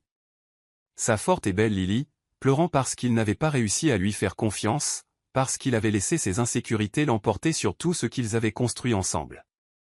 Imprimez tout, ordonna-t-il. Chaque élément de preuve, chaque photo originale, chaque trace de manipulation. Et donnez-moi l'adresse actuelle de Vanessa. Pendant que l'équipe travaillait, Ethan se rendit dans sa salle de bain privée, se regardant enfin dans le miroir. Il avait l'air hagard, son apparence habituellement soignée détruite par une nuit d'inquiétude et de révélation. Mais c'étaient ses yeux qui montraient les vrais dégâts, la honte et le dégoût de soi pour la rapidité avec laquelle il avait douté de Lily. Son téléphone contenait des dizaines de photos de leur vie commune, des moments spontanés de bonheur authentique qu'aucun contrat ne pouvait simuler. Lily lui apportant du thé pendant ses longues soirées de travail, eux deux riant dans la cuisine, elle s'endormant sur son épaule pendant qu'il lisait de la poésie. Des moments réels, des sentiments réels, un amour réel. Comment avait-il pu laisser quelques photos manipulées lui faire oublier tout ça? Monsieur Marshall. Harold apparut de nouveau. Tout est prêt. Mais il y a autre chose que vous devriez voir d'abord. Les images de sécurité que Harold lui montra provenaient de la chambre d'hôpital de Liam, prises quelques heures plus tôt. Lily était assise près du lit de son frère, essayant de cacher ses larmes alors qu'elle expliquait ce qui s'était passé. Le visage de Liam montrait un mélange d'inquiétude pour sa sœur et de déception envers Ethan. Il ne m'a pas fait confiance, la voix de Lily était à peine audible dans l'enregistrement. Après tout, il me voyait toujours comme un simple contrat, un scandale potentiel à gérer. Les images passèrent à plus tard dans la nuit, Vanessa arrivant à l'hôpital, feignant l'inquiétude. Les poings d'Ethan se serrèrent en la regardant simuler la sympathie, sachant quelle était la source de toute cette douleur. Nous devons gérer cela avec précaution, conseilla Harold. Les actions de Mademoiselle Chen pourraient être considérées comme criminelles, cyberharcèlement, fraude, diffamation. Mais engager des poursuites judiciaires rendrait tout public. Le public ne m'intéresse pas, dit doucement Ethan. Ce qui m'intéresse, c'est Lily. Il rassembla les dossiers de preuves et se dirigea vers sa voiture, ordonnant à son chauffeur de le conduire à l'hôpital. Le trafic matinal avançait au pas tandis qu'il examinait tout à nouveau, se faisant une image complète de la campagne jalouse de Vanessa contre sa demi-sœur. À l'hôpital, il s'arrêta devant la chambre de Liam. À travers la vitre, il pouvait voir Lily, recroquevillée dans un fauteuil, enfin endormie. Liam était réveillé, dessinant quelque chose tout en veillant sur sa sœur. Ethan frappa doucement avant d'entrer. Liam leva les yeux, son jeune visage inhabituellement sévère. « Tu l'as blessé ?» dit-il simplement. « Oui, » admit Ethan. « J'ai eu tort, et je suis ici pour arranger ça. »« Comment ?» Liam mit de côté son carnet de croquis. En lui montrant la vérité. Sur les photos, sur Vanessa, sur tout.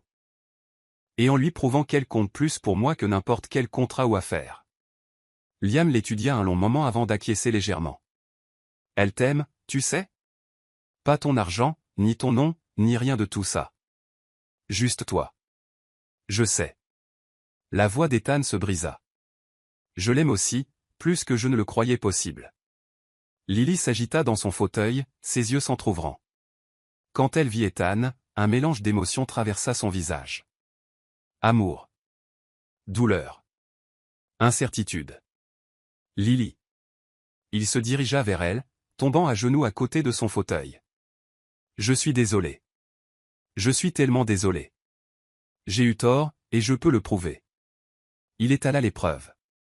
Les photos reconstruites montrant leurs origines innocentes. La preuve de la manipulation de Vanessa. La longue histoire de son sabotage jaloux.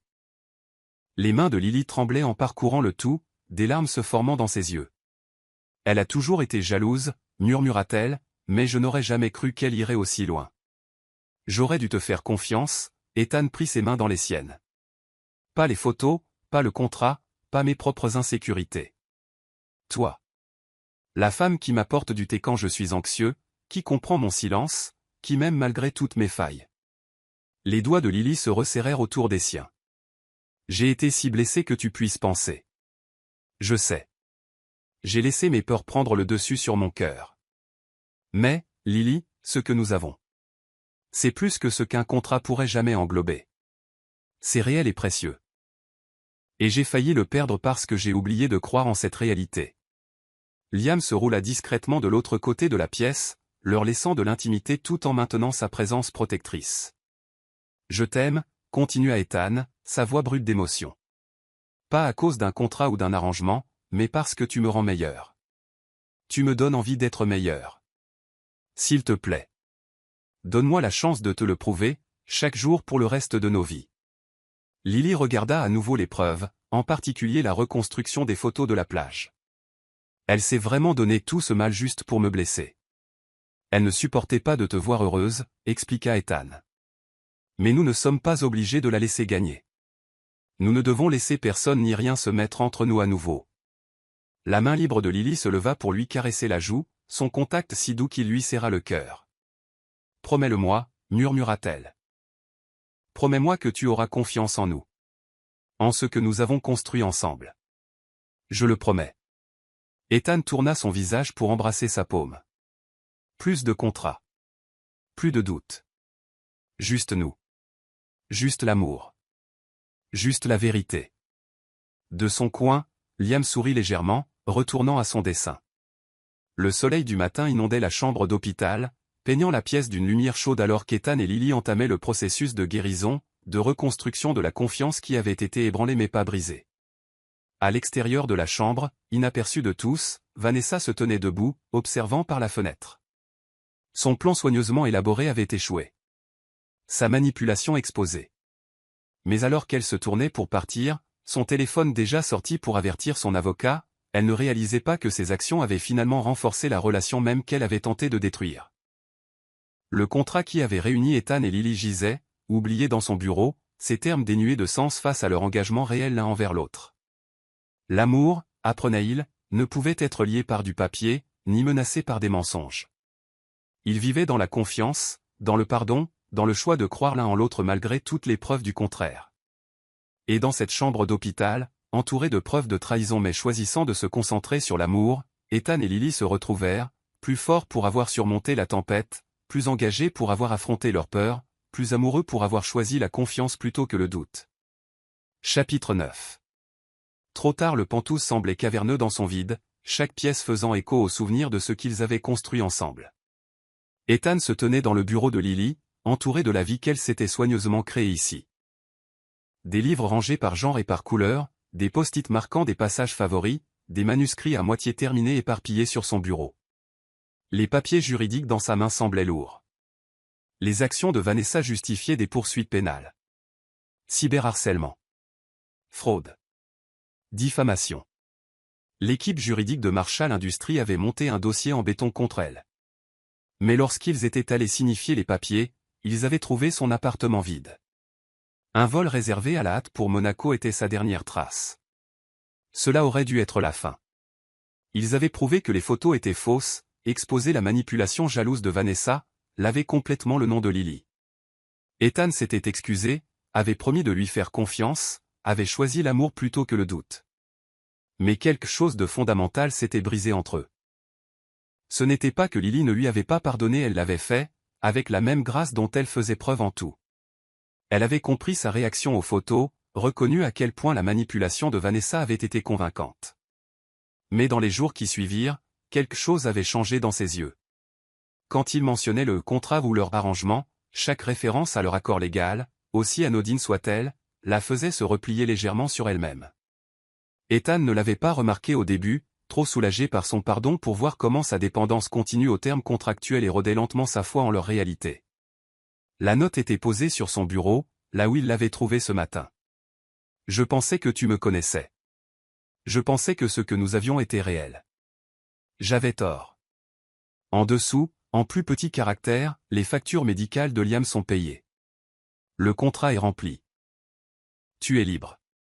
La semaine passée défila dans son esprit avec des détails angoissants. Lily avait été plus silencieuse. Passant plus de temps dans son bureau.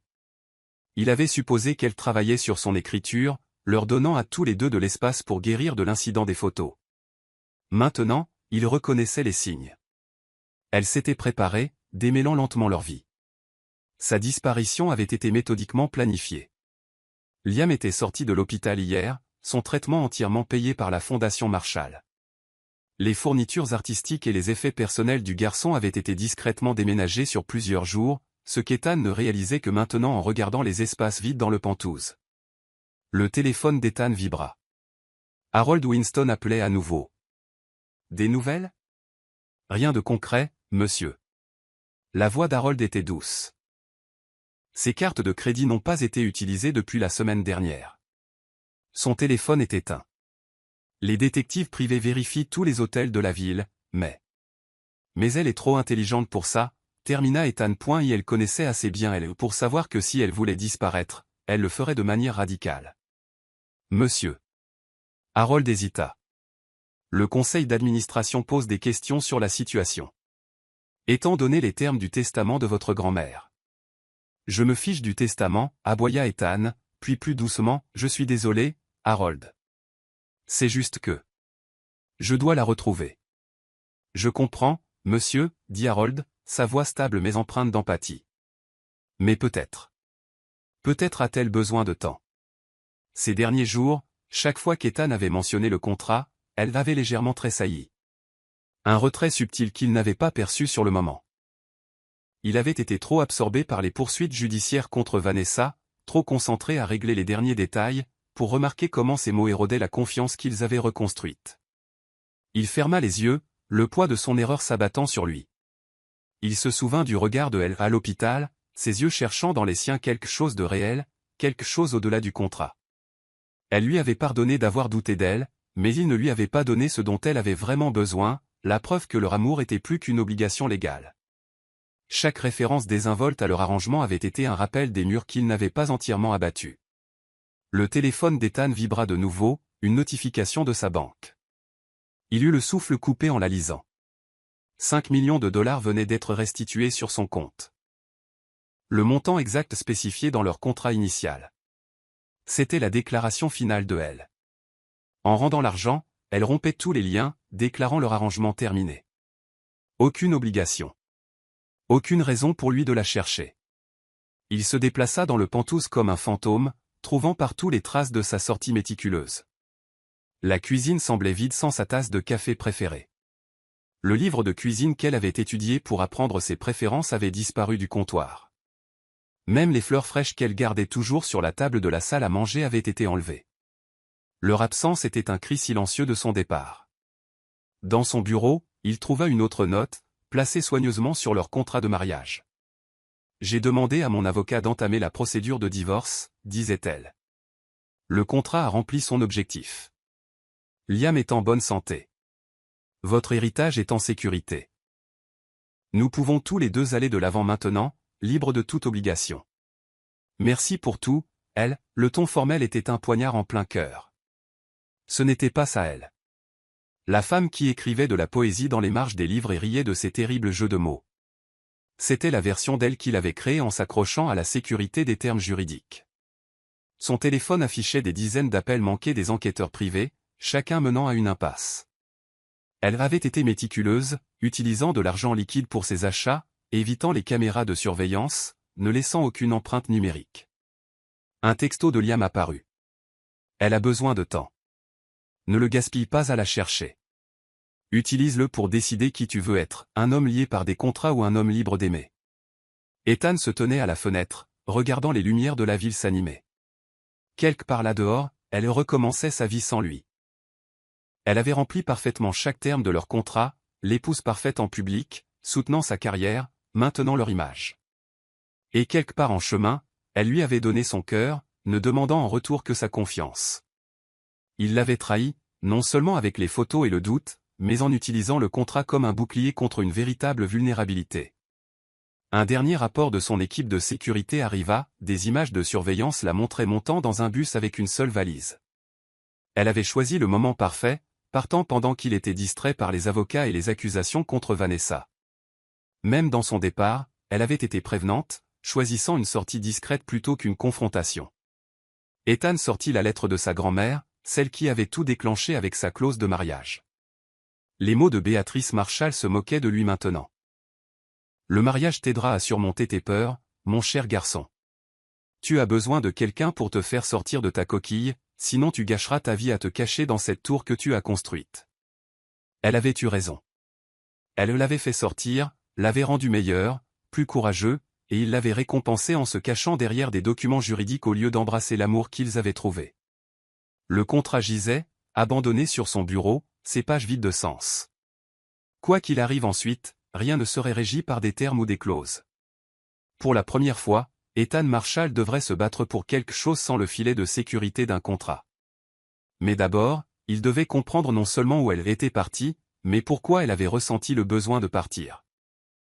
C'est seulement alors qu'il pourrait espérer lui prouver, ainsi qu'à lui-même, que leur amour était plus fort que le papier qui les avait réunis. Alors que la nuit tombait sur la ville, Ethan s'assit dans le bureau de elle, entouré des vestiges de leur vie commune, comprenant enfin que parfois, la plus grande distance ne se mesure pas en kilomètres, mais dans le fossé entre l'arrangement et l'authenticité, entre le contrat et l'amour. Chapitre 10, la recherche. Son anxiété sociale lui hurlait de rester dans le Penthouse, de laisser les enquêteurs privés s'occuper des recherches. Mais son cœur le propulsait en avant, le poussant à visiter chaque lieu qui avait une signification dans leur relation. Chaque endroit était une bataille entre ses peurs et son amour pour elle. Le restaurant italien, où ils avaient eu leur premier dîner public, où elle avait remarqué son anxiété et créé des signaux subtils pour l'aider à y faire face. Le maître d'hôtel se souvenait d'eux, mais n'avait pas vu elle. Vous étiez différent avec elle, monsieur Marshall, observa-t-il. Plus détendu, plus vous-même. L'aile de l'hôpital où Liam avait été soigné, maintenant vide des deux frères et sœurs. Les infirmières parlèrent chaleureusement du dévouement de elle envers son frère, et de l'implication inattendue d'Ethan dans les soins du garçon. Elle vous a rendu humain à nos yeux, dit doucement une infirmière. Pas seulement un nom sur une plaque de donateur. Chaque pas était un défi. Son bouclier habituel de richesse et de pouvoir ne signifiait rien ici. Il devait parler directement aux gens, surmonter son anxiété pour poser des questions, montrer sa vulnérabilité. La librairie où ils avaient passé d'innombrables soirées était son prochain arrêt. La propriétaire âgée, Madame Lynn, leva les yeux quand il entra, son sourire habituel s'effaçant légèrement. « Je me demandais quand vous viendriez, dit-elle. Le cœur d'Ethan fit un bond. « L'avez-vous vu ?»« Non. » Madame Lynn contourna le comptoir, mais je connais elle. Cet endroit. Il signifie quelque chose pour vous deux. Elle le conduisit à leur coin habituel, où deux fauteuils usés se faisaient face. Sur la petite table entre eux se trouvait un recueil de poésie familier, le même qu'ils lisaient la nuit de leur premier baiser. Elle était ici hier, admit Madame Lynn. Elle a laissé ça en lieu sûr. A dit que quelqu'un pourrait venir le chercher. Les mains d'Ethan tremblaient en ouvrant le livre. À l'intérieur, l'écriture soignée de elle remplissait les marges de notes et de réactions, mais c'est la dernière page qui attira son attention, une nouvelle entrée datée de la veille. L'amour ne se trouve pas dans les contrats ou les clauses, mais dans les espaces entre les mots, dans la confiance qui remplit les silences, dans le courage de croire en quelque chose qui ne peut être légalement lié. Je pensais que nous avions trouvé cet espace entre l'arrangement et l'authenticité. Je pensais que nous avions construit quelque chose de réel dans l'ombre de notre faux-semblant. Peut-être que je me suis trompé. Ou peut-être que, parfois, avoir raison ne suffit pas, elle vous aime, dit doucement Madame Lynn. C'est pourquoi ça lui fait si mal.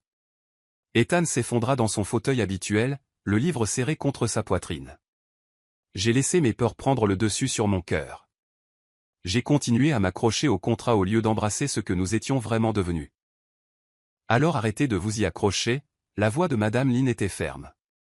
La elle que je connais n'a pas besoin de grands gestes ou de documents juridiques. Elle a besoin de vérité, de confiance et du courage d'aimer sans garantie. Un souvenir le frappa, quelque chose que elle avait dit des semaines auparavant sur ses rêves d'écriture. Quand la vie sera plus stable, avait-elle dit.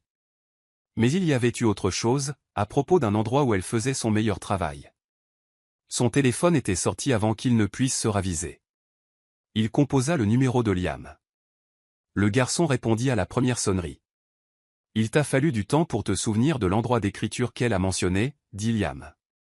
La voix d'Ethan était urgente. Celui où elle va pour réfléchir, pour créer. Où est-ce ? Liam resta silencieux un moment. Tu l'as vraiment blessé, tu sais ? Pas seulement avec les photos et le doute, mais avec la façon dont tu n'arrêtais pas de mentionner le contrat, de traiter votre amour comme un arrangement commercial même après qu'il soit devenu réel. Je sais, la voix d'Ethan se brisa. J'avais peur. L'aimer. Ça m'a rendu vulnérable d'une manière qu'aucun contrat ne pouvait protéger. Mais je préfère être vulnérable avec elle qu'en sécurité sans elle. Une autre longue pause. Puis, le phare de Montauk Point. Elle y va parfois. S'assoit sur les rochers en contrebas. Dit que les vagues l'aident à réfléchir. Ethan bougeait avant même que Liam ait fini de parler. Son anxiété à l'idée de quitter la ville était submergée par son besoin de la retrouver. Son chauffeur prépara la voiture en quelques minutes. Le trajet jusqu'à Montauk sembla une éternité. Ethan le passa à relire les notes de elle. Dans le recueil de poésie, voyant leur relation à travers ses yeux. Elle avait documenté leur évolution dans ses marges, de l'arrangement à l'attirance, puis à l'amour. Ces mots montraient une telle foi en lui, une telle croyance en ce qu'ils pouvaient devenir ensemble. Quand avait-il montré pour la dernière fois cette même foi en elle, en eux ? Le phare apparut à l'approche du coucher du soleil, son faisceau fendant déjà la pénombre grandissante. Les mains d'Ethan tremblaient alors qu'il sortait de la voiture, le vent de l'océan fouettant sa veste de costume. Son anxiété monta en flèche face à cet environnement inconnu, l'espace ouvert, les quelques touristes qui traînaient encore. Mais il se souvint comment elle lui serrait la main lors des événements publics, comment elle créait de l'espace pour qu'il puisse respirer sans attirer l'attention sur ses difficultés. Le chemin vers les rochers était escarpé et dangereux. Ethan descendit prudemment, se concentrant sur chaque pas au lieu de ses pensées qui s'emballaient. Près du bas, il s'arrêta. Elle était là. Elle était assise sur un rocher plat, ses boucles sombres dansant dans le vent alors qu'elle écrivait dans un carnet. Elle paraissait plus petite, plus vulnérable, mais toujours d'une beauté à couper le souffle dans la lumière déclinante. Les pieds d'Ethan avancèrent d'eux-mêmes. Une pierre se déroba sous sa chaussure, l'alertant de sa présence. Elle se tourna, ses yeux s'écarquillant de surprise. « Comment m'as-tu trouvé ?» « Je me suis souvenu, dit-il simplement. De tout ce que tu m'as dit, de chaque rêve que tu as partagé. Je me suis souvenu. » Elle se retourna vers l'océan, mais pas avant qu'il ne voie les larmes dans ses yeux. « Le contrat est terminé, Ethan. Tu n'as plus à faire semblant. » « Je ne fais pas semblant. » Il s'approcha, tout en lui laissant de l'espace. « Je ne suis pas ici à cause d'un contrat ou d'une obligation. Je suis ici parce que je t'aime, et que j'ai été un idiot. L'amour ne suffit pas parfois, » sa voix était à peine audible par-dessus les vagues, pas quand il n'y a pas de confiance. « Je te fais confiance. » La voix d'Ethan se brisa. « Je te fais plus confiance que je n'ai jamais fait confiance à personne, et j'ai passé chaque instant depuis ton départ à me le prouver. » Elle le regarda alors, le regarda vraiment. Remarqua son apparence débraillée, si différente de sa perfection habituelle. « Tu es sorti en ville, tu as parlé à des gens, tu as surmonté ton anxiété. Pour toi. » Il s'agenouilla à côté de son rocher, sans se soucier de son costume coûteux. « Parce que tu vaux chaque moment inconfortable, chaque crise de panique, chaque peur que j'ai dû affronter. Parce que t'aimer est plus important que n'importe quel contrat ou arrangement commercial. » Elle, sa main bougea comme pour le toucher, puis se rétracta. « Tu m'as blessé, Ethan. Pas seulement avec les photos, mais avec la facilité avec laquelle tu t'es retranché derrière le contrat, comme si ce que nous avions construit n'était pas assez réel en soi. »« Je sais, » murmura-t-il. « J'avais peur. T'aimer. Ça m'a fait ressentir des choses que je ne pouvais pas contrôler, contre lesquelles je ne pouvais pas me protéger. Le contrat était mon filet de sécurité, mais je ne veux plus de sécurité. Je veux du réel. Je te veux, toi. » Il sortit le recueil de poésie, ouvert sur sa dernière entrée. « Tu as raison. L'amour ne se trouve pas dans les contrats. Il se trouve dans la confiance, dans le courage, dans le fait de se choisir chaque jour malgré nos peurs. » Son doigt traça ces mots. « Tu ne t'es pas trompé sur ce que nous avons construit. C'est moi qui ai eu tort de continuer à me cacher derrière des termes juridiques au lieu de l'embrasser pleinement. » Le soleil se couchait maintenant, peignant l'océan de nuances d'or et de rose. Les larmes de elle captèrent la lumière en tombant. « Je ne peux pas retourner à faire semblant, » murmura-t-elle, à me demander si chaque moment est réel ou fait simplement partie de notre arrangement. Alors nous recommençons. Ethan prit sa main, l'espoir montant en flèche quand elle ne la retira pas, pas de nouveaux contrats, pas de nouveaux arrangements, pas de nouveaux faux-semblants. Juste nous, qui nous choisissons. Qui nous faisons confiance, qui nous aimons, sans garantie. Le faisceau du phare les balaya alors que le crépuscule s'épaississait. Les doigts de elle se resserrèrent sur les siens. « Tu es vraiment venu me chercher. Tu as affronté ton anxiété, parlé à des étrangers, quitté tes espaces de sécurité. Tu en vaux la peine, dit-il simplement. Tu vaux tout. » Elle se tourna pour lui faire face complètement, sa main libre se posant sur sa joue. « Promets-le-moi, » murmura-t-elle. « Promets-moi que c'en est fini des contrats et des arrangements. Promets-moi que ce n'est que nous maintenant, juste l'amour. Je te le promets. » Ethan se pencha dans son contact. « Le seul arrangement que je veux est de passer ma vie à te le prouver. » Le baiser qu'ils échangèrent alors était différent de tous les précédents, non pas lié par des contrats ou obscurci par des doutes, mais libre, réel et plein de promesses. Les vagues se brisaient en contrebas, le faisceau du phare balayait au-dessus, et deux cœurs qui avaient trouvé leur chemin de l'arrangement à l'amour battaient enfin à l'unisson parfait.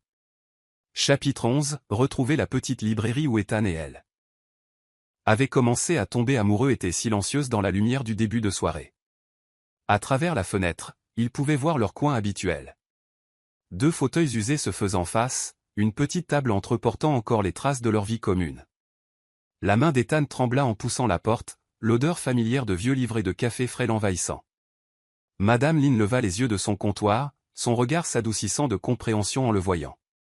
Elle est dans votre coin, dit doucement la vieille femme. Elle y est depuis des heures, à lire ce même recueil de poésie que vous aimiez tant tous les deux. Et elle était là. Elle recroquevillait dans son fauteuil habituel. Le livre ouvert sur ses genoux. Elle paraissait plus petite, plus vulnérable, mais toujours d'une beauté à couper le souffle. Ses boucles sombres s'étaient échappées de leurs épingles, tombant autour de son visage alors qu'elle était penchée sur les pages.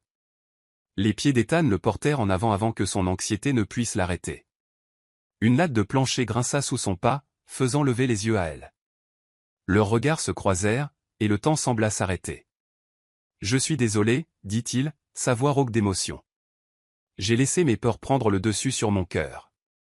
J'ai continué à m'accrocher au contrat au lieu de faire confiance à nous, à ce que nous avions construit ensemble. » Les doigts de elle se resserrèrent sur le livre. « Ça a fait mal, murmura-t-elle, pas seulement le doute sur les photos, mais la facilité avec laquelle tu t'es retranché derrière des termes juridiques au lieu de croire en notre amour. » « Je sais. » Ethan s'approcha, tombant à genoux à côté de son fauteuil. « J'ai passé chaque instant depuis ton départ à affronter mes peurs, à surmonter mon anxiété, à me prouver que tu comptes plus que n'importe quel contrat ne le pourra jamais. » Madame Lin baissa doucement les lumières du magasin et retourna le panneau, fermé, leur donnant de l'intimité dans leur coin. « Dis-moi ce que tu as appris, » dit doucement elle, sa main planant près de son visage sans tout à fait le toucher. « J'ai appris que l'amour n'est pas quelque chose que l'on peut lier avec du papier et de l'encre. » La voix d'Ethan tremblait d'émotion. « Il est dans les petits moments. Toi qui m'apportes du thé quand je suis anxieux. Moi qui te lis de la poésie à minuit. Il est dans la façon dont tu comprends mes silences et soutiens mes luttes sans que je me sente faible. » Il prit sa main, l'espoir montant en flèche quand elle ne la retira pas. « J'ai appris qu'affronter mes plus grandes peurs en vaut la peine si cela signifie ne pas te perdre. J'ai parlé à des étrangers, traversé des crises de panique, quitté mon espace de sécurité, tout ça pour te retrouver, pour prouver que ce que nous avons est réel au-delà de tout arrangement. » Le pouce de elle frôla son alliance, qu'il portait toujours. « Et le contrat. Il ne signifie rien comparé aux vrais vœux que je veux te faire. » Ethan pressa son front contre leurs mains jointes. « Des vœux de confiance, de foi et de nous choisir chaque jour, non pas parce que nous le devons, mais parce que nous le voulons. » Le recueil de poésie glissa des genoux de elle, tombant ouvert sur une page marquée de ses notes. Ethan reconnut le poème, celui qu'il lisait la nuit de leur premier baiser. « Je n'arrêtais pas de revenir ici, » admit-elle, sa voix étranglée par les larmes, là où nous avons commencé à devenir réels, avant que les contrats et les arrangements ne compliquent tout. Alors recommençons. Ethan leva la tête pour croiser son regard. Ici même. Là où nous sommes tombés amoureux. Pas de contrat, pas d'obligation, pas de filet de sécurité. Juste nous. Nous choisissant librement. La librairie était silencieuse, à l'exception du doux bourdonnement des vieux radiateurs et du bruit lointain de la circulation urbaine. Dans leur coin, entourés de livres qui avaient été les témoins de leur histoire d'amour depuis le début, Ethan et elle restèrent assis dans l'obscurité grandissante. « Tu m'as manqué, » murmura-elle, laissant enfin sa main se poser sur sa joue, même quand j'étais blessé et en colère. « Tu m'as tellement manqué. » Ethan tourna son visage pour embrasser sa paume. « Je t'aime, » dit-il simplement, pas à cause d'un arrangement ou d'une obligation, mais parce que tu me donnes envie d'être meilleur, plus courageux, plus que je n'aurais jamais cru pouvoir l'être. Leur baiser fut doux, hésitant, comme un nouveau départ qui se souvient de tout ce qui les avait menés à cet instant. Quand ils se séparèrent, tous deux avaient des larmes aux yeux. « Rentre à la maison, » murmura Ethan contre ses lèvres. « Pas à cause du contrat ou du pantouse ou de tout ça. Rentre à la maison parce que ce n'est pas la maison sans toi. » Elle recula légèrement, étudiant son visage. « Les choses doivent être différentes, » dit-elle fermement. Fini de se cacher derrière des termes juridiques quand les émotions deviennent effrayantes. Fini de douter de ce que nous avons construit ensemble. Je te le promets, la voix d'Ethan était fervente. Chaque jour, je choisirai la confiance plutôt que la peur, l'amour plutôt que la sécurité, nous plutôt que tout le reste. De son comptoir, Madame Lin regardait avec un sourire entendu le couple se lever, leur corps gravitant naturellement l'un vers l'autre comme attirés par une force invisible. Le contrat qui nous a réunis, dit Ethan alors qu'il se préparait à partir, il m'a offert le plus grand cadeau de ma vie. La chance de te connaître. de t'aimer. Mais ce que nous avons construit depuis, c'est à nous seuls, plus réel que n'importe quel document juridique ne pourrait jamais l'être. Elle leva la main pour redresser sa cravate, un geste si familier que leurs deux cœurs se serrèrent. « Ramène-moi à la maison », murmura-t-elle. Le trajet de retour aux Pentouses fut silencieux. Leurs mains jointes sur le siège entre eux. Chacun comprenait que ce n'était pas seulement une réunion, mais un nouveau départ. Une chance de construire quelque chose de purement basé sur l'amour et la confiance, sans le filet de sécurité des contrats. En entrant dans le Penthouse, Ethan conduisit elle à son bureau. Le contrat gisait sur le bureau où elle l'avait laissé. Sans hésitation, il le prit et le passa dans la déchiqueteuse. Plus de barrières, dit-il doucement. Fini de se cacher derrière des termes juridiques. Juste nous, juste l'amour, juste la vérité. Elle le serra contre elle, posant sa tête sur son cœur. Lis-moi une histoire, demanda-t-elle, comme tu le faisais avant que tout ne devienne compliqué. Ils s'installèrent dans leur position familière sur le canapé en cuir du bureau. Elle blottit contre Ethan tandis qu'il ouvrait le recueil de poésie qu'ils avaient ramené du magasin. Sa voix, stable maintenant sans aucune trace d'anxiété, remplit la pièce de mots d'amour et de dévotion. Dehors, les lumières de Manhattan scintillaient comme des étoiles, témoins de ce nouveau chapitre de leur histoire. Le contrat qui les avait réunis avait disparu, mais ce qui restait était plus fort. Un amour bâti sur le choix plutôt que sur l'obligation, sur la confiance plutôt que sur les termes, sur le courage d'être vulnérable plutôt que sur la sécurité des engagements légaux. Alors que minuit approchait, Ethan et elle restaient enlacés, leur cœur battant à l'unisson, leur avenir s'étendant devant eux, brillant de possibilités. Ils s'étaient trouvés grâce à un contrat, mais ils avaient choisi de rester ensemble par amour. Et au final, ce choix fit toute la différence. Chapitre 12, l'amour véritable. Le second mariage ne ressemblait en rien au premier. Au lieu du tribunal stérile, ils choisirent la librairie où leur amour avait éclos.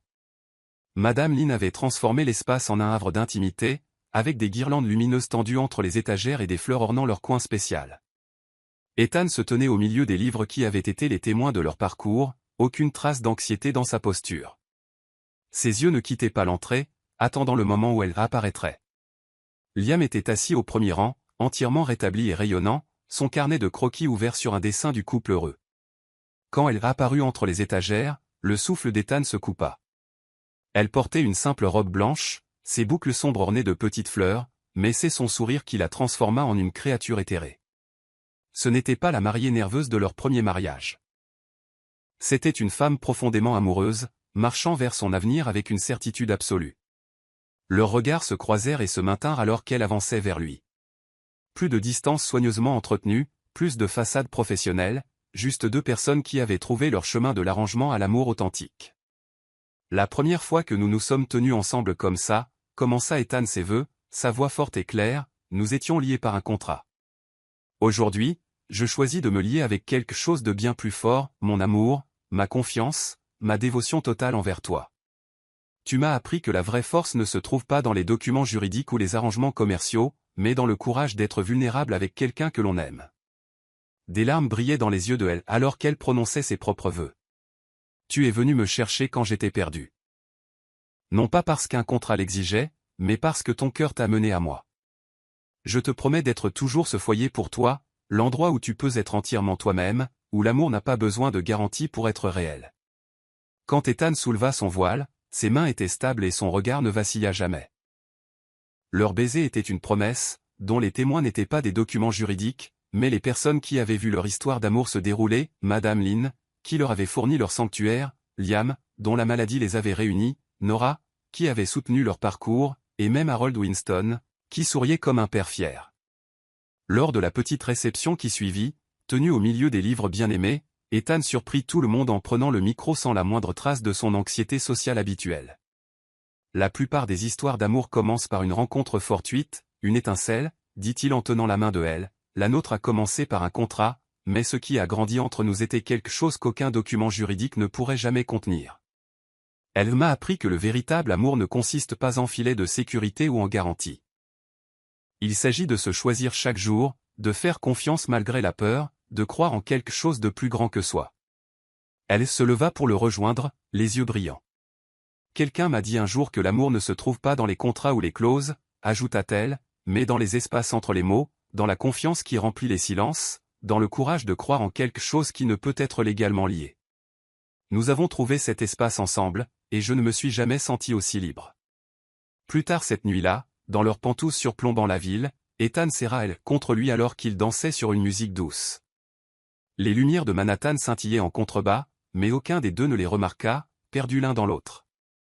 Fini les contrats, murmura Ethan contre ses cheveux. Juste nous, juste l'amour.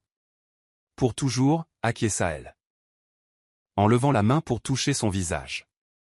Dans son bureau à l'autre bout de la ville, Vanessa regardait les pages mondaines remplies de photos de leur second mariage, mais au lieu de l'amertume, elle ressentit quelque chose d'inattendu, l'acceptation.